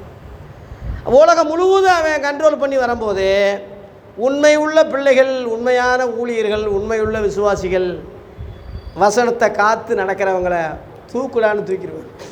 காப்பேன் இங்கே போட்டிருக்கு, காப்பேன். அதான் பரமண்டல ஜபத்தில் சோதனை இருந்து எங்களை ரட்சித்து கொள்ளும். இந்த சோதனை தான், இந்த இதுதான். எவனாதுக்கு தெரியுமா? அது எவனா விளக்கம் சொல்கிறானா? நம்ம அன்றாடு வர்ற சோதனை, அன்றாடு கஷ்டம். எனக்கு வந்து எண்ணெய் இல்லை, பருப்பு இல்லை, சோறு இல்லை, அரிசி இல்லை, எனக்கு ஒரு சேலை கூட வாங்கி கொடுக்க மாட்டாங்கிறாரு. இந்த வர சோதனை. ஒரு அம்மா சாட்சி கொடுக்குது, என் ஜவரி மொழி தொலைஞ்சி போச்சு, ஜெபம் பண்ணேன், ஒரு எலி கொண்டு வந்து போட்டுருச்சு. எப்படி ஜெபத்தை கேட்டால் லேரியா தோத்துரும் ஜவரி மொழி. இப்படிலாம் சாட்சி. அதுக்கு நான் எல்லோரும் கையத்தட்டுங்க, பாஸ்டருங்க. எப்படிடா விளங்குது? சின்ன பிள்ளை விளையாட்டு மாதிரிலாம் இருக்குது. அதனால் இன்றைக்கி சாட்சி சொல்கிறவன் முழுவதும் பரலோகத்துக்குரியது, ஜீவனுக்குரியது, சத்தியத்தை அறிஞ்சிக்கிட்டேன்னு எவனா சொல்லுங்கள் பார்ப்போம். இன்றைக்கி வரசையில் நின்று பேரெல்லாம் கண்ணு வலி நீங்கிச்சு, காது வலி, ஜெபம் பண்ணார் நீங்கிச்சு, இந்த மாதிரி எனக்கு வயிற்று வலி எல்லாம் ஆஸ்பத்திரிக்கு டாக்டருக்கு சொல்கிற மாதிரி தானே இருக்குது. புதுசாக வர்ற டாக்டர்கள்லாம் இப்படி சொல்ல விடுவாங்க. அவன் காசை அவன் ஆஸ்பத்திரி பெருக்கிறதுக்காக சொல்லுவான் விளம்பரம். அந்த மாதிரி பாஸ்டருங்க அந்த சபையை பெருகிறதுக்காக, அவன் வயிறு நிறையிறதுக்காக, அவனுக்கு எல்லோரும் காசு போடுறதுக்காக ஜனங்களை பாவம் அப்பாவி மக்களை சொல்ல வச்சு ஏமாத்துறான். தயவு செய்து நீங்கள் அப்படி இது வரைக்கும் ஏமாந்தது போதும். இனிமேல விழித்திருப்போம், ஜாக்கிரதையாக இருப்போம். இந்து முன்னணிக்கு ஆர்எஸ்எஸ்க்கு இல்லை, ஆர்எஸ்எஸ் இப்போ 100 வருஷம் ஆக போகுது. 1925 ஆர்எஸ்எஸ் ஆரம்பித்தது, இன்றைக்கி 2025 வரப்போகுது. 1 வருஷம் நிறைவு கொண்டாட போகிறான். எல்லாம் இராணுவ படம் மாதிரி எல்லாம் ரைட்டுன்னு சொல்லி ஊர்வலம் நடத்திக்கிட்டு இருக்கான். அவனை கூட நம்பலாம், அவனுக்கு கொள்கை இருக்குது, அவனுக்குன்னு ஒரு கொள்கை வச்சுருக்கான். தேவ பிள்ளைகளே, நமக்கு எதிரிகள் ஆர்எஸ்எஸ் அல்ல, மோடி இல்லை, அமித்ஷா இல்லை, இந்து முன்னணி கிடையாது. இன்றைக்குள்ள பாஸ்டர்கள் தான், இன்றைக்குள்ள போதகர்கள், அப்போஸ்தலர்கள் என்று சொல்கிற, பிஷப்புகள்னு சொல்கிற, போதகர்கள்னு சொல்கிற, சபா ஸ்தாபனங்கள், பாஸ்டர், ரெவரண்ட்னு சொல்கிற, இவங்க தான் நமக்கு ஆப்பு தவிர, இவங்க தான் நம்ம ஆப்பு வைக்க முடியும், நம்ம ஏமாற முடியுமே தவிர இன்னொருத்தங்கிட்ட நம்ம ஏமாற மாட்டோம். அதனால தான் கடைசி நாட்களில் பவுல் அன்னைக்கே எழுதியிருக்கான். 2 கொரிந்தியர் 11ஆம் அதிகாரத்தில் 3-4 சொல்லி முடிக்கிறேன். ஆகிலும் சர்ப்பமானது தன்னுடைய தந்திரத்தினாலே ஏவாளை வஞ்சித்தது போல உங்கள் மனதும் கிறிஸ்துவ பற்றி உண்மை என்று உலகும்படி கெடுக்கப்படுமோ என்று பயந்திருக்கேன்னு சொல்கிறான். அதில் 4ஆம் வசனத்தில் எப்படி கெடுக்கப்படும்? அன்னைக்கு பாம்பு ரூபமாக வந்தது சரி, இன்றைக்கி எப்படி கெடுக்கிறான்னு 4ஆம் வசனம் போட்டிருக்கு. நாங்கள் பிரசங்கியாத வேறு ஒரு இயேசு, நாங்கள் பிரசங்கியாத வேறு ஒரு சுவிசேஷம், நாங்கள் சொல்லாத வேறு ஒரு ஆவி, இதில் உங்களை வஞ்சிக்கிறான்னு அன்னைக்கே எழுதிட்டாங்க. நாங்கள் பிரசங்கியாத இயேசு அப்படின்னா அப்போஸ்தலர் பிரசங்கித்த இயேசு நிருபங்கள் இருக்கு, வெளிப்படுத்துகிற விஷயத்தில் இருக்கு, சுவிசேஷங்கள் இருக்கு. அவங்க பிரசங்கித்த இயேசு இன்னைக்கு வசனத்தை தாண்டி பழைய ஏற்பாட்டையே சொல்லிக்கிட்டு இருக்கான்னா, அதையே 2 பழைய ஏற்பாட்டுக்கும் புதிய ஏற்பாட்டுக்கும் வித்தியாசம் தெரியாமல் பேசிக்கிட்டு இருக்கான்னா, அந்த ஊழியம் இந்த ஊழியம் எதையும் வித்தியாசம் தெரியாமல் பேசுகிறான்னா, நான் நேற்று வந்த பாஸ்டர்களுக்கு அதான் சொன்னேன். ஐயா, பழைய ஏற்பாட்டு ஊழியம் லேவி ஊழியம், இன்றைக்குள்ள ஊழியம் அப்போஸ்தலர் ஊழியம், இந்த 2க்குமே இன்றைக்குள்ள பாஸ்டர்களுக்கு வித்தியாசம் தெரியாமல் மணிக்கணக்கில் பேசிக்கிட்டு இருக்கான ஐயா அப்படின்னு சொன்னேன். பேசாமல் இருக்காங்க. ராஜாக்களாக லேவியராக எங்களை தெரிந்து கொண்டின்னு ஒரு ஐயா பாடினார். 75 வயசு அவருக்கு. இப்போ பிறந்தநாள் கொண்டாடிட்டாங்க. எங்கள் அப்பா எங்கள் அப்பா அப்பா இவருக்கு எல்லாம் ஜெபம் பண்ணுங்கன்னு சொல்லி அப்பா அப்பா அப்பா எங்கள் அப்பாவுக்குன்னு சொல்லி எல்லாம் கொண்டாடுறான். அவர் ஐயோன்னு அழுத மாதிரி அழுதுட்டு ஐயோன்னு அழுகுறாரு. ஒருத்தனையும் பூமியில் அப்பான்னு சொல்லாதீங்கன்னு அவர் சொன்னால், மத்தேயு 23:9 பூமியில் ஒருவனையும் உங்கள் பிதான்னு சொல்லாதீங்கன்னா நாங்கள் அப்படித்தான் சொல்லுவோம்னா, இது என்ன லாஜிக் ஐயா? சொல்லாதன்னா சொல்லாத, ஊழியக்காரன்னு சொல்லு. அதை விட ஒரு மேன்மை இருக்கா? தேவ ஊழியர்னு சொல்கிறத விட ஒரு மேன்மை இருப்பா? நான்லாம் அதெல்லாம் ஒவ்வொன்றா குறைச்சிக்கிட்டு இருக்கேன். இப்போ தேவ ஊழியர் தான் போட்டுச்சா நான் தேவ ஊழியக்காரன், அவ்வளோதான். இன்னும் எந்த அளவில் தாழ்த்தனமோ வழி இருக்கோ அந்த அளவில் தாழ்த்திக்கிட்டே போகணும். அவர் பெருகணும், நம்ம சிறுகணும். ஜனங்க எல்லாரும் என்னை அப்பான்னு சொன்னோம்னா நான் என்ன அப்பாவா? ரொம்ப தவறான காரியம். குருக்கள் என்று அழைக்கப்படாதுங்க. கிறிஸ்து ஒருவரே உங்களுக்கு குருவாக இருக்கார். மத்தேயு 23:10 அதெல்லாம் எங்கே போய் தொலைகிறது? அந்த வசனமெல்லாம் தூக்கி எறிஞ்சிருவோமா?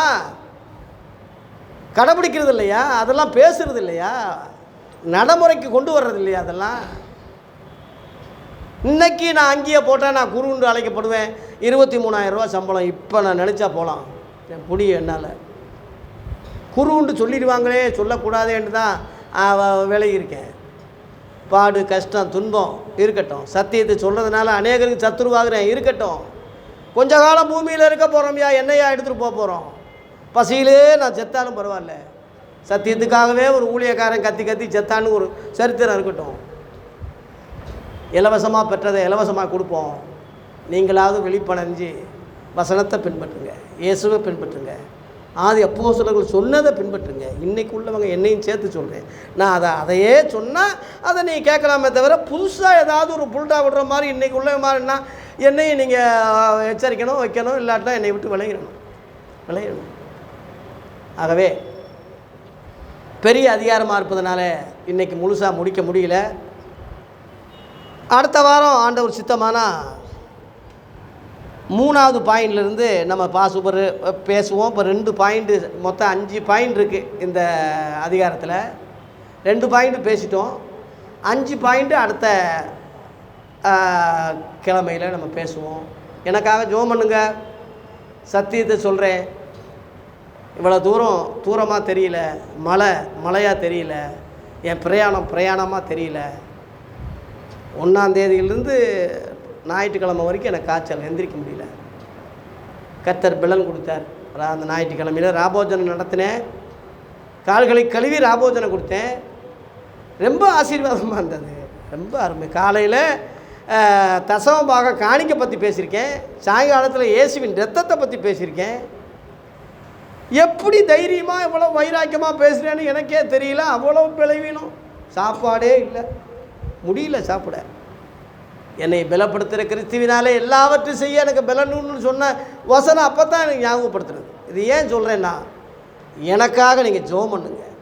காணிக்கை கொடுக்குறீங்களோ இல்லையோ, தசம்பாங்க கொடுக்குறீங்களோ இல்லையோ, ஜெபம் பண்ணுங்க. நைட்டில் ஐயா இந்த பவுல் ஊழியக்காரருக்காக, பால் முருகேசனுக்காக நீண்ட ஆயுசை கொடுத்து நல்லா இன்னும் சத்தியத்தை நல்லா வெளிச்சமாக சொல்ல, யூடியூப் மூலமாக அநேகர் கண்கள் திறக்கப்பட, அநேகர் ஆசிட்டு கண்டிப்பாக வசனம் இப்போ வெறுமனையாக நம்மக்கிட்ட திரும்பாது. அதை நினச்சதை செஞ்சுட்டு தான் வருமே தவிர வசனம் ஒரு காலம் வேஸ்ட்டாக போகாதே. அதனால் ஜெபம் பண்ணுங்க. தண்ணி ஊற்றுறதுக்கு பேர் தான் ஜெபம். வசனத்தை விதைச்சிட்டேன் நான், நீங்கள் தண்ணி ஊற்றுங்க. பவுல் நட்டேன், நீங்கள் நீர் பாய்ச்சிறீங்க. விளையை செய்கிறது கர்த்தர். ஆகவே இடைவிடாமல் ஜெபம் பண்ணுங்க. நம்ம ஊழியங்களுக்காக ஜெபிங்க. மற்றவங்களை சொல்லி கூப்பிட்டு வாங்க. கர்த்தர் நம்மை ஆசீர்வதிப்பாராக. நன்றி, வணக்கம். ஜெபம் பண்ணுவோம். ஜஸ்டின் பிரதர் ஜெபிக்கும்படி கேட்டுக்கொள்கிறேன்.